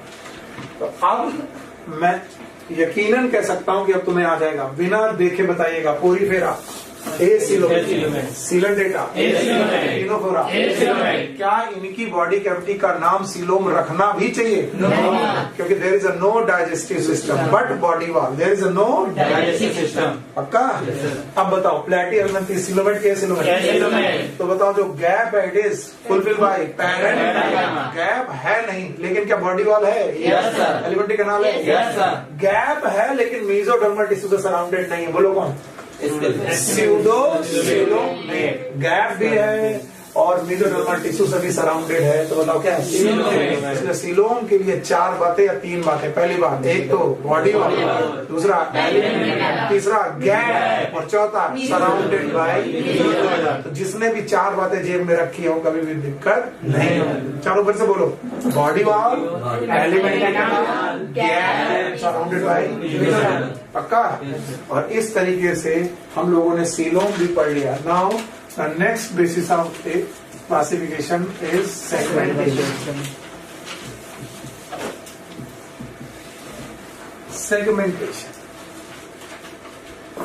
Okay, bhai, segmentation is a partition of the body. Partition of body partition of body into repetitive segments। अगर आपकी बॉडी का पार्टीशन हो रहा है और बार बार रिपीटेटिव सेगमेंट, एक ही तरीके के सेगमेंट बार बार रिपीट कर रहे हैं, सब याद रखेगा, repetitive segment, it is known as metamerism. इसे हम लोग मेटामेरिज्म बोलते हैं। And it is of two kind. One is known as pseudo metamerism,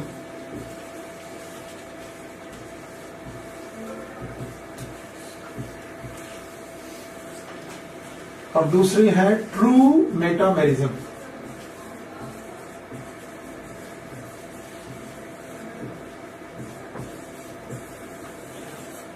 One is known as pseudo metamerism, another one is known as true metamerism.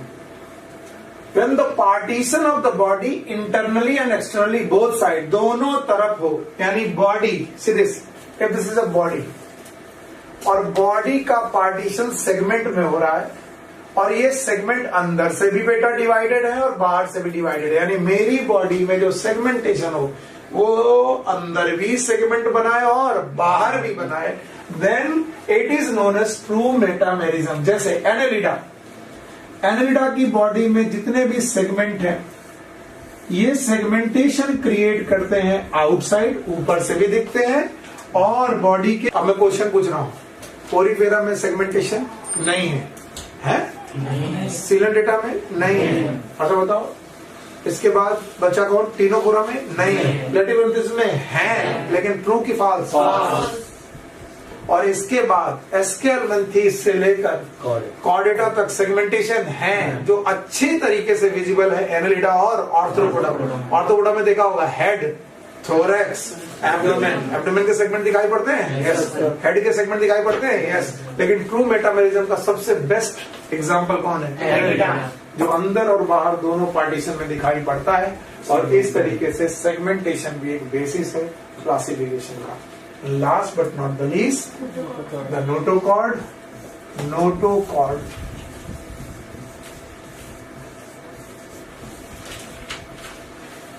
होता है कि कुछ organism है जिनकी डॉर्सल साइड में, बॉडी की डॉर्सल साइड में एक मीजोडर्मल रॉड पाई जाती है।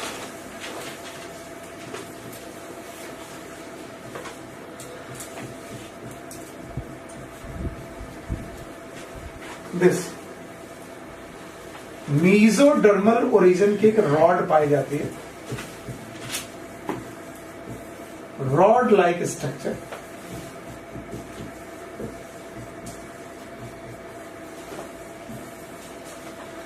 जो या तो लाइफ भर परसिस्ट करती है या फिर ये चेंज हो जाती है, yes, it is change into vertebral column. अच्छा, हमारे सर हुआ करते थे तो वो चीजों को बहुत सिंपल कर देते थे। वो कहते थे सुनील, रीढ़ की हड्डी वाले जानवर और बिना रीढ़ की हड्डी वाले जानवरों का यही अंतर। अगर मैं ये ना पढ़ाऊं तो तुमसे बोलूं केचुए में रीढ़ की हड्डी है कि नहीं? नहीं है। अच्छा बताओ, कॉकरोच में है कि नहीं? पोरीफेरा में नहीं है। फीताकृमि में नहीं है। बताओ, मैं बोलूं कि मोलस्का में नहीं है? नहीं है। सितारा मछली में नहीं है। बोलते थे बिना रीढ़ की हड्डी वाले जितने भी दिखाई पड़ रहे हैं उनमें नोटोकॉर्ड नहीं है, और हम लोगों में रीढ़ की हड्डी है। हम लोग कौन है? नोटोकॉर्ड। तो मीजोडर्मल ओरिजिन की रॉड लाइक स्ट्रक्चर पाया जाता है जो एम्ब्रियोनिक कंडीशन में पाया जाता है, जो आगे चल के परसिस्ट भी कर सकता है या फिर वर्टिब्रल कॉलम में चेंज हो जाता है, और ये हमेशा डॉर्सल साइड में पाया जाता है। ज़ूलॉजी में मैंने कल भी बताया था, फील से ज्यादा देखने लायक चीजें हैं। When जब भी जानवर इस दुनिया में आए, ये हमेशा 4 पैरों के थे जानवर, और 4 पैरों में से अकेला एक ऑर्गेनिज्म ऐसा हुआ जो 2 पैरों पे आ पाया। वो कौन है? हम लोग। इसके पहले जितने भी जानवर आप देखोगे वो 4 में है, या फिर जैसे बंदर है तो 2 और 4 के बीच में। तो याद रखना, जो 4 पैरों के लोग थे उनका एक साइड ऐसा था जो प्रोटेक्टेड था। प्रोटेक्टेड था का मतलब जो जमीन की तरफ था, और जो जमीन की तरफ वाला पोर्शन था वो कैसा था, प्रोटेक्टेड या अनप्रोटेक्टेड? प्रोटेक्टेड। इसलिए भगवान ने सबसे इंपॉर्टेंट ऑर्गन प्रोटेक्टेड साइड में डाले, हार्ट। कहाँ? Protected side. अभी वेंट्रल डॉर्सल नहीं बोला मैंने, किस side? Protected side. Lungs protected side, digestive system protected side. और जो अनप्रोटेक्टेड साइड थी उसको उन्हें मजबूत करना था, और मजबूत करने के लिए उन्होंने क्या दिया? Vertebral column. समझ गए? और इसी वजह से बोलते हैं कि जो अनप्रोटेक्टेड साइड है, इस साइड का नाम रखा गया डॉर्सल साइड। बोलो कौन सी? Dorsal side. और जो प्रोटेक्टेड साइड है उसका नाम क्या रखा गया? Ventral side. तो जब भी आपको डॉर्सल और वेंट्रल समझ में आने दिक्कत लगे तो तुम देखो तुम कौन सी साइड को प्रोटेक्ट कर सकते हो। आप तो सीधे हो, हम तो सीधे हैं सर, इसमें कौन सा डॉर्सल वेंट्रल बताओ? पीछे वाले को प्रोटेक्ट नहीं कर सकते, तो ये क्या हो गई? डॉर्सल। इधर से पत्थर मारो प्रोटेक्ट कर लूंगा, ये कौन हो गई? तो बताओ आपकी डॉर्सल साइड में एक मीजोडर्मल रॉड लाइक स्ट्रक्चर, जिसका नाम क्या है? नोटोकॉर्ड। याद रखना, नोटोकॉर्ड रखने वाले गिल क्लेफ्ट भी रखते थे। क्या रखते थे? गिल क्लेफ्ट भी रखते थे। नोटोकॉर्ड वाले लोग पोस्ट एनल टेल भी रखते थे। एनस के बाद की टेल रखते थे, पोस्ट एनल टेल भी रखते थे। तो याद रखना, फेरेंजियल गिल क्लेफ्ट था, नोटोकॉर्ड नाम की इनके पास एक रॉड थी, दिस नोटोकॉर्ड, और पोस्ट एनल टेल थी। ऐसे जानवर जिनकी एनस के बाद टेल चालू हो, these are known as chordates. इन सब को हम लोगों ने कॉर्डेट्स बोला, या फिर कॉर्डेटा का मेंबर बोला, कॉर्डेटा। और जिनके पास भी ये सुविधाएं नहीं थी उनको हम लोगों ने क्या बोला? Non chordate. तो 10 फाइलम में से, सॉरी 11 फाइलम में से 10 फाइलम कैसे हैं? Non chordate. और एक फाइलम कौन है? कॉर्डेट। बताओ कौन कौन से नॉन कॉर्डेट है?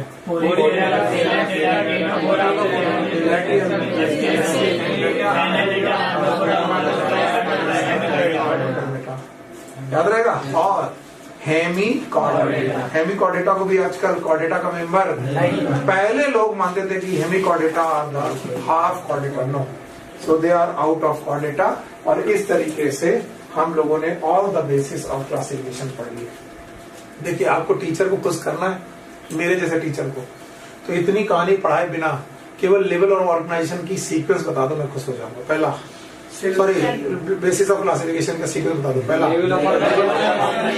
क्या? नंबर 2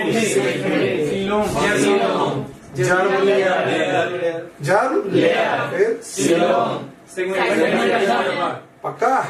और इसके बाद कुल मिलाकर एनसीईआरटी में कितने दिए? अब बिना देखे बताना। 1 नंबर इज रिवाइज करोगे? कितनी लेवल ऑफ ऑर्गेनाइजेशन? 4। पक्का। दूसरा कौन? सिमेट्री। 3 कंडीशन है, हो गया। जर्म लेयर है, डिप्लोब्लास्ट, पक्का।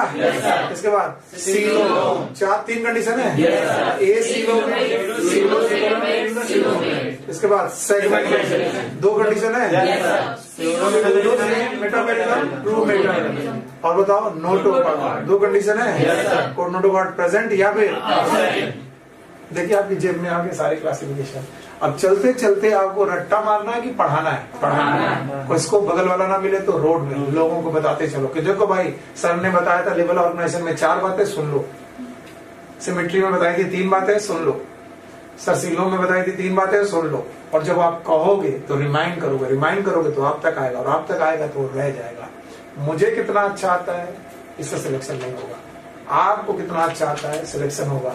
और याद रखना आज की बात और अगले 5 महीने की बात, मैं कितना भी अच्छा पढ़ा दूं या दुनिया का टीचर कितना भी अच्छा पढ़ा दे, आपका सिलेक्शन नहीं होने वाला। सिलेक्शन तब होगा जब तुम मरोगे, and that was the rule, simple and difficult. और जब तुम मरोगे तो वो सिंपल होगा कि डिफिकल्ट होगा, और उसको सिंपल बनाने के लिए हम आए, लेकिन इतना सिंपल भी ना हो कि आप सीख ना पाओ। आपको कई बार सूडो फीलिंग होती है, वाह सर मजा आ गया, और जब आप घर जाते हो तो बोले क्या पढ़ाया, तब आपको याद होता है कुछ याद नहीं आ रहा। और जब तुम यहाँ से जाओ तो इनको पॉइंट वाइज बना के चलो। लेवल ऑफ ऑर्गेनाइजेशन में कितनी बातें? 4। Very good. सिमेट्री में कितनी बातें हैं? 3। बस मुझे इसी से खुशी है। बताओ जर्म लेयर में कितनी बातें हैं? 2। मुझे तो इसी से खुशी है। बताओ सीलोम में कितनी बातें? 3। और सेगमेंटेशन में कितनी बातें? 2। और बेटा नोटोकॉर्ड में कितनी? 2। बस हो गया काम। अब तुम घर में जाते जाते याद कर लोगे। नाउ अब बेसिस ऑफ क्लासिफिकेशन पढ़ चुके हैं, तो क्लासिफिकेशन ऑफ एनिमल्स, सारे एनिमल का क्लासिफिकेशन पढ़ाने जा रहा हूं।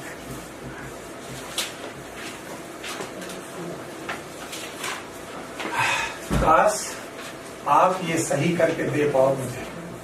अगर तुमने सही करके दे दिया, तुम देखना एक छोर पे मैंने लिखा है किंगडम और एक छोर पे लिखा है फाइलम।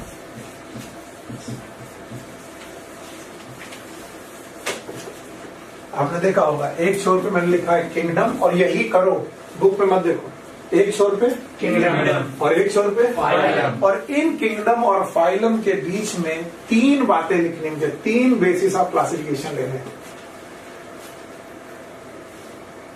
दिखाई नहीं पता। So it is classification my dear, classification. Okay, तो मैंने एक तरफ लिया किंगडम, एक तरफ लिया फाइलम, और किंगडम और फाइलम के बीच में मैं 3 बातें लिख रहा हूं। 1 इज लेवल ऑफ ऑर्गेनाइजेशन,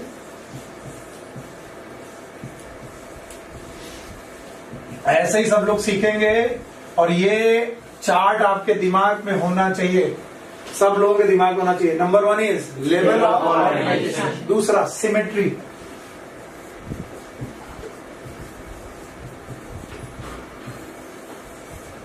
और हर एक पॉइंट पर मुझे आपका रिमार्क जरूर चाहिए। पहला पॉइंट लेवल ऑफ ऑर्गेनाइजेशन, दूसरा सिमेट्री, तीसरा बॉडी कैविटी और सीलोम। तो उन्होंने बड़ी चालाकी से दोनों चीजें लिख दी हैं, बॉडी कैविटी और सीलोम। तो बताओ हर बॉडी कैविटी की बात कर रहे हैं कि सीलोम की? सीलोम की। और अगर आप इसे सीख गए तो काम बन जाना है। चलो अब आप लोग देखना बंद करिए बुक। मैंने किंगडम का नाम रखा एनिमल किंगडम। अगर ये एनिमल किंगडम है बच्चों, तो ये बताओ लीनियस का एनिमल किंगडम कर रहा है कि विटेकर का? विटेकर। और अगर विटेकर का है तो कैसा है? मल्टीसेलुलर और यूकैरियोटिक। मल्टीसेलुलर और यूकैरियोटिक। बताइए इसमें प्रोटोजोआ आएंगे कि नहीं आएंगे? तो ये कहां से चालू होगा? पूरी। तो सबसे पहला level of organisation is cellular level. Cellular. शाबाश मेरे बच्चे। सेलुलर लेवल ऑफ ऑर्गेनाइजेशन जिनके पास भी होता है एनिमल, वो एनिमल जिनके पास सेलुलर लेवल ऑफ ऑर्गेनाइजेशन होता है, वो सिमेट्रिक होते हैं कि एसिमेट्रिक? एसिमेट्रिक। बोलो एसिमेट्रिक। बहुत बढ़िया, एसिमेट्रिक होते हैं। अच्छा, और बताओ वो सीलोमेट होते हैं कि एसिलोमेट? और क्या इनके फाइलम का नाम आपको मालूम है? बोलो कौन? पोरी। बेवकूफ, यहां से फंस गया। सीलन डेटा बोलने के पहले तुम बेवकूफ हो, क्योंकि इसमें तुमने सीलन डेटा बोला, इसका मतलब है तुम बोल रहे हो सीलन डेटा इज सेलुलर। सीलन डेटा इज नॉट सेलुलर। गड़बड़ किया ना? देखो आपने क्या बोला, ये सीक्वेंस फॉलो करना। एनिमल में बंदा, पहला रूल सेलुलर। वो बंदा जो सेलुलर है वो कैसा है? एसिमेट्रिक। मोस्टली एसिमेट्रिक या ऑल एसिमेट्रिक? Mostly asymmetric. और वो बंदा कैसा है? एसिमेट्रिक। एग्जांपल पोरी बेरा सीलन डेटा टीनो बोरा प्लेटिनम। नो, क्यों नहीं? क्योंकि पहले ही हम लोगों ने कौन सी बात कर दी है? बोलो कौन? सेलुलर। अब बेटा सेलुलर के बाद दूसरा ग्रुप है tissue grade, organ grade, organ system grade. यानी एक साथ सबको ले लिया इन्होंने। कोई मुझे यहां रिमार्क दे दे तो मैं सोचूंगा कि मैंने सही पढ़ाया और मैं घर बहुत खुशी होकर जाऊंगा। एक टर्म इस पॉइंट के लिए और एक टर्म इस पॉइंट के लिए। No one. It is known as Parazoa. बोलो क्या नाम है? And it is known as Metazoa. It is Metazoa. कल की क्लास बर्बाद गई, सारे लोग बैठे बैठे नींद ले रहे। मेटाजोआ में क्या शुरू हो जाता है? Tissue, organ system. You got my point? कितने लोगों को समझ में नहीं आया? कल ये क्लास पढ़ाई गई थी? बताओ पैराजोआ कौन से थे? सेलुलर। और टिश्यू, ऑर्गन और ऑर्गन कौन? Metazoa. Thank you very much. आपने एक शब्द नहीं दिया, मैं आगे बढ़ जाता हूँ। अच्छा बताओ, टिश्यू, ऑर्गन और ऑर्गन गेट, इन तीनों में से कोई एक बंदा हो, वो कितने तरीके की सिमेट्री शो कर सकता है? 2। कितने प्रकार की? 2। या तो बायलैटरल और या तो रेडियल। मैंने पहले लिया रेडियल सिमेट्री। बोलो क्या लिया? रेडियल। और रेडियल सिमेट्री में लिया एसिलोमेट। बोलो कैसा लिया? क्या आप लोग इनके एग्जांपल बता पाओगे? yes, आप बताओ एग्जांपल। सीलेंट्रेटा और एकदम सही बोला आप, किसी ने एकदम सही बोला। सीलेंट्रेटा और इकाइनोडर्मेटा।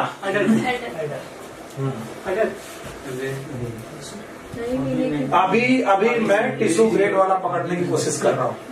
उसमें भी ए सिलोमेट और उसमें भी ए सिलोमेट। इकाइनोडर्मेटा कैसे हो गया? रेडियल हो और कैसा हो? ए सिलोमेट। इकाइनोडर्मेटा कैसे आ गया? इकाइनोडर्मेटा कैसा है? सिलोमेट।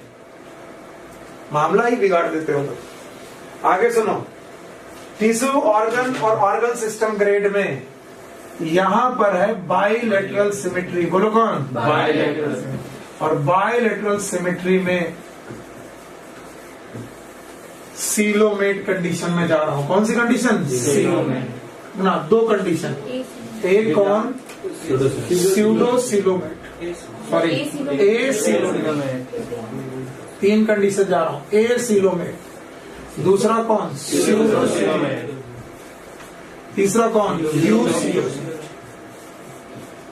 अब जवाब चाहिए सब लोगों का, कर पाएंगे? yes, बताइए, मैं दूसरे कलर से उठाऊंगा तभी समझ में आएगा। बायलैटरल सिमेट्री, टिश्यू, ऑर्गन और ऑर्गन सिस्टम ग्रेड कुछ भी हो सकता है, उनमें से कोई एक हो सकता है। Bilateral symmetry acoelomate. Thank you, it is platyhelminthes. Pseudo coelomates, बोलो कौन? Thank you very much. Okay, now eucoelomate याद रहेगा? यू सिलोमेट के एग्जांपल बोलो। एनालिडा 2। अच्छा बताओ, इसमें इकाइनोडर्मेटा आएगा? यस। पर इकाइनोडर्मेटा का कौन आएगा? लार्वा। तो एक यहाँ पर स्टार जरूर लगा लेना, जैसे एनसीईआरटी ने लगाया है, इकाइनोडर्मेटा। और कभी गलती मत कर देना कि इकाइनोडर्मेटा को यहाँ लिखने की, कभी मत रख देना। क्यों? क्योंकि ये कैसा है? ए सिलोमेट और इकाइनोडर्मेटा इज सिलोमेट। पक्का? तो यहाँ पर लगाना इकाइनोडर्मेटा पे स्टार, क्योंकि इकाइनोडर्मेटा का जो लार्वा है वो कैसा है? बाइलेटरल। और जो एडल्ट है वो कैसा है? This is the classification, it is given in your book. Page number is 49। Page number 49 में आपने क्लासिफिकेशन देख लिया।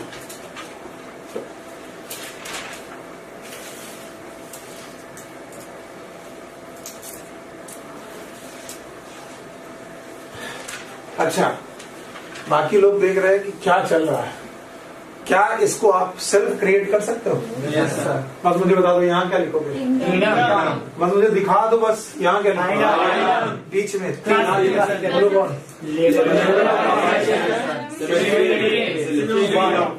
बना पाओगे? Yes sir. क्या एक फास्ट ट्राई करोगे? Yes sir. बिना देखे? Yes sir. अगर बिना देखे फास्ट ट्राई कर गए तो तुम्हें आ गया। बोलो यहाँ क्या लिखे? किंगडम हो गया? दूसरा नंबर level of organisation. Thank you very much. तीसरा सिमेट्री। बोलो फिर सीलोम, फिर फाइलम। क्या लिख पाओगे सब? अभी मुझे पूरा विश्वास है कि आप लिख दोगे। मैं बहुत फास्ट ट्राई कर रहा हूँ। किंगडम का नाम एनिमल है? अच्छा बताओ, एनिमल में लेवल ऑफ ऑर्गेनाइजेशन 2। एक कौन?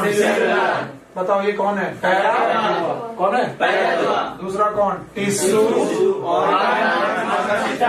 Organ system. बताओ इनके क्या बोले? मेटा। बताओ इनके लिए एक टर्म मेटा। इनके लिए पैरा जोआ की सिमेट्री ए। बोलो और ए। पक्का? और यहाँ पर सीलेंट्रेटा क्या होगा? यही है, इसी को बोलते हैं सिली मिस्टेक्स। जब आप कहते हो ना सिली मिस्टेक्स हो गई, तो सिली मिस्टेक्स नहीं है, आप है silly. That's why you are doing mistake, क्योंकि तुम देख ही नहीं रहे कहां से चल रहे हो। एनसीईआरटी इतनी बड़ी लिख दी गई, वो भी तो लिख सकते थे, Porifera Coelenterata. Okay, now organ grade, इनके लिए कौन सा शब्द यूज करें? मेटा। और मुझे जगह मिलती तो मैं यहाँ पर लिख देता मेटा जोआ में भी यू मेटा जोआ, याद है ना आपको? वो तो तुम्हें मालूम है कैसे लिखना है। तो बताओ मेटा जोआ के बाद यू मेट, सॉरी ये तो यू मेटा जोआ में ही शब्द आ रहा, लेकिन आगे चलो इस इधर देखो कितने प्रकार की सिमेट्री? दो। और यहाँ पर बायलैटरल। शाबाश, बायलैटरल। तो भाई बायलैटरल और रेडियल सिमेट्री हो गई। ओके ठीक है, यू मेटा जोआ शब्द आएगा। आगे चलो, रेडियल सिमेट्री में ए सिलोमेट, रेडियल सिमेट्री में ए सिलोमेट, ए सिलोमेट मतलब प्लेटीहेल्मिन्थीज। क्यों नहीं? क्योंकि प्लेटीहेल्मिन्थीज बायलैटरल, इसलिए ए सिलोमेट में क्या लगाओगे? बोलो सीलेंट डेटा एंड। वाह मेरे बच्चे। और बायलैटरल में कितनी कंडीशन? 3। इसीलिए मैंने बोला था ए सिलोमेट 2 बार मिलेगी, एक बार कैसी? सीलेंट डेटा, टिनोफोरा और पोरीफेरा जैसी, और दूसरी कौन सी? तो बताओ यहाँ पर क्या होगा? और यहाँ पर सिलोमेट, और यहाँ पर यू सिलोमेट। क्या आपको आ रहा है या रट्टा मार आ रहा है? बताओ ए सिलोमेट में क्या है? प्लेटीहेल्मिन्थीज है ये, और ये। अगर कोई बोले क्वाड्रेटा का किंगडम, अच्छा बताओ इसका डिवीजन, सब डिवीजन, इसका सेक्शन यू, इसका फाइलम कॉर्डिनेट। नहीं आया? और इस तरीके से अगर क्लासिफिकेशन सीख पाए तो आप एनसीईआरटी का पेज नंबर 49 ध्यान से देखेंगे और आपको आ जाएगा। एनसीईआरटी का पेज नंबर 49 को ध्यान से देखने के बाद आप देखोगे कि सारे एनिमल किंगडम को क्लासिफाई कर दिया, और जितने लोग भी इस क्लासिफिकेशन को सीख पाए हैं वो सही तरीके से चल रहे। नाउ एक एक करके सारे फाइलम हमें पढ़ने, हमारी किस्मत है। पहला फाइलम आया फाइलम पोरीफेरा। तो कुछ लोग ये सोचते हैं कि सर इतना पढ़ा के छोड़ देंगे या क्वेश्चन करा के छोड़ देंगे, तो अब वो लोग अपनी हालतें सुधारें, क्योंकि समय बहुत ज्यादा है हमारे पास। नहीं कब है? तो ये भी मत सोचना कि आज, अभी तक तो मैं करता रहा था कि आज मेरी क्लास में 1 घंटा किया और आधा घंटा छूट गया तो मैं आधे घंटे छोड़ो। 2 घंटे का मतलब मूड बना के 2 घंटे आओ, यहाँ से चैप्टर खत्म हुआ, अगला चैप्टर शुरू हो जाएगा। जैसे मैं आज मूड बना के आया था पोरीफेरा, आज नहीं पढ़ाऊंगा, लेकिन टाइम बच रहा तो पोरीफेरा हम ठीक है। सो पोरीफेरा लिटरल मतलब है पोर bearing organism.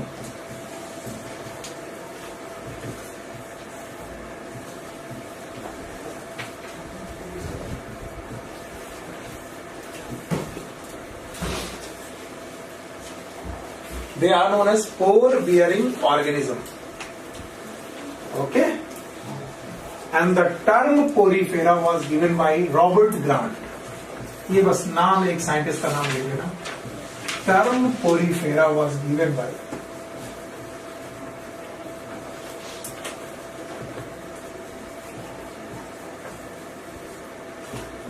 Robert Grant. Robert grant के पहले पोरीफेरा को लोग प्लांट मानते थे, प्लांट कंसीडर करते थे।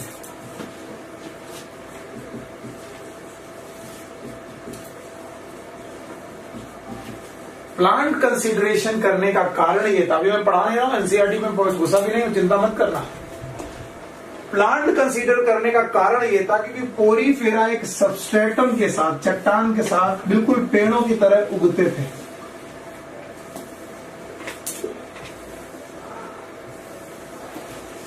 और ये मूव नहीं करते थे, इनमें लोकोमोशन नहीं होता था। So they have sessile habit. Sessile habit वो होती है जो मूव ना करे और जो सबस्ट्रेटम से अटैच रहे।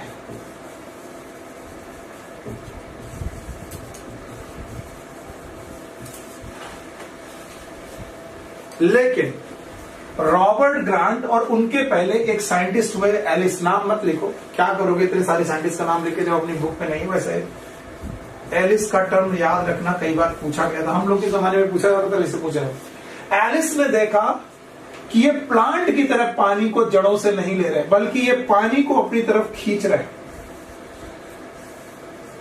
और देखते थे कि पानी को ये खींचते हैं वाटर करंट के रूप में, और वाटर करंट का वाटर जो है इनके छोटे छोटे छिद्रों से इनकी बॉडी के अंदर जा रहा, छोटे छोटे पोर से बॉडी के अंदर जा रहा, और फिर ये मुंह से उसे बाहर निकाल दे रहे।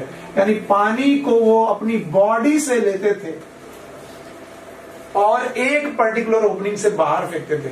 तो बोलते थे जैसे एनिमल खाने को एक जगह से लेता है और दूसरी जगह से निकालता है, उस तरीके से इनकी एक्टिविटीज है। तो ये बोलते थे these are the organism with many inlet, जिनके अंदर पानी बहुत सारी इनलेट के साथ घुसता है, यानी बहुत सारी छेदों से अंदर घुसता है, सिंगल आउटलेट से बाहर आता है।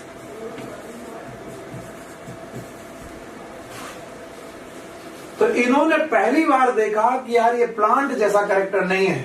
प्लांट तो होता तो बताओ किससे पानी लेता है? जड़ों से। और ये जड़ों से पानी ले रहे थे कि बॉडी से? बॉडी से। और बॉडी से पानी ले रहे थे और किनसे ले रहे थे? पोर से। किससे? पोर से। And that's why they are known as pore bearer. यानी इनकी पूरी बॉडी में छेद छेद थे और उन छेदों से पानी घुसता था और इनके मुंह से पानी बाहर आता था। मुंह क्या शब्द बोलेंगे? These are the pores and these are cavities.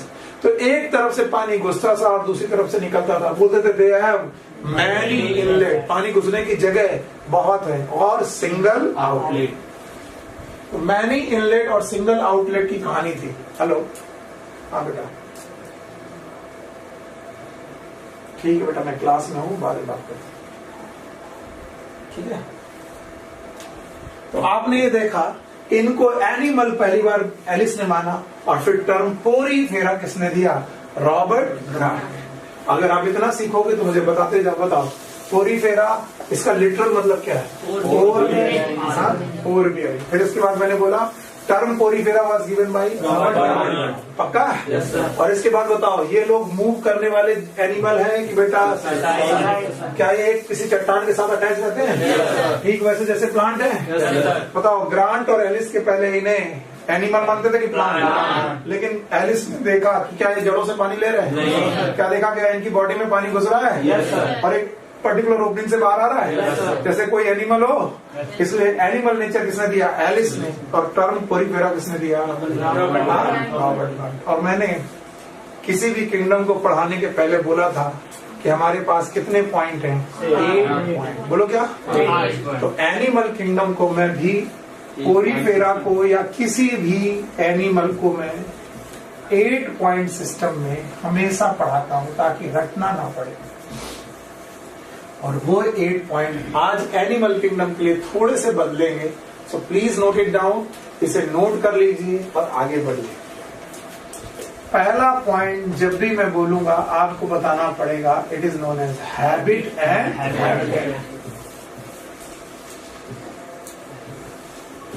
बंदा कहाँ रहता है और कैसे रहता है, it is known as habit and habitat. दूसरा पॉइंट मैं जब भी बोलूंगा इट इज फॉर्म, और फॉर्म में आपको लिखना है लेवल ऑफ ऑर्गेनाइजेशन।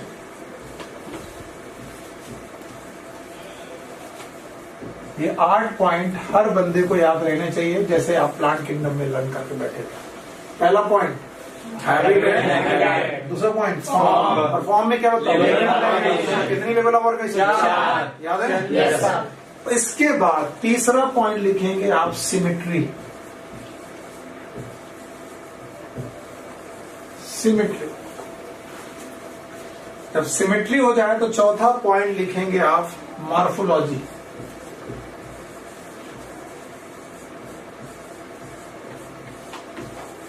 और यहां पर मॉर्फोलॉजी प्लांट जैसी नहीं है, तो मॉर्फोलॉजी में 2 बातों पर, रादर 3 बातों पर ध्यान रखेंगे। पहला, बॉडी वॉल कैसी बनी है।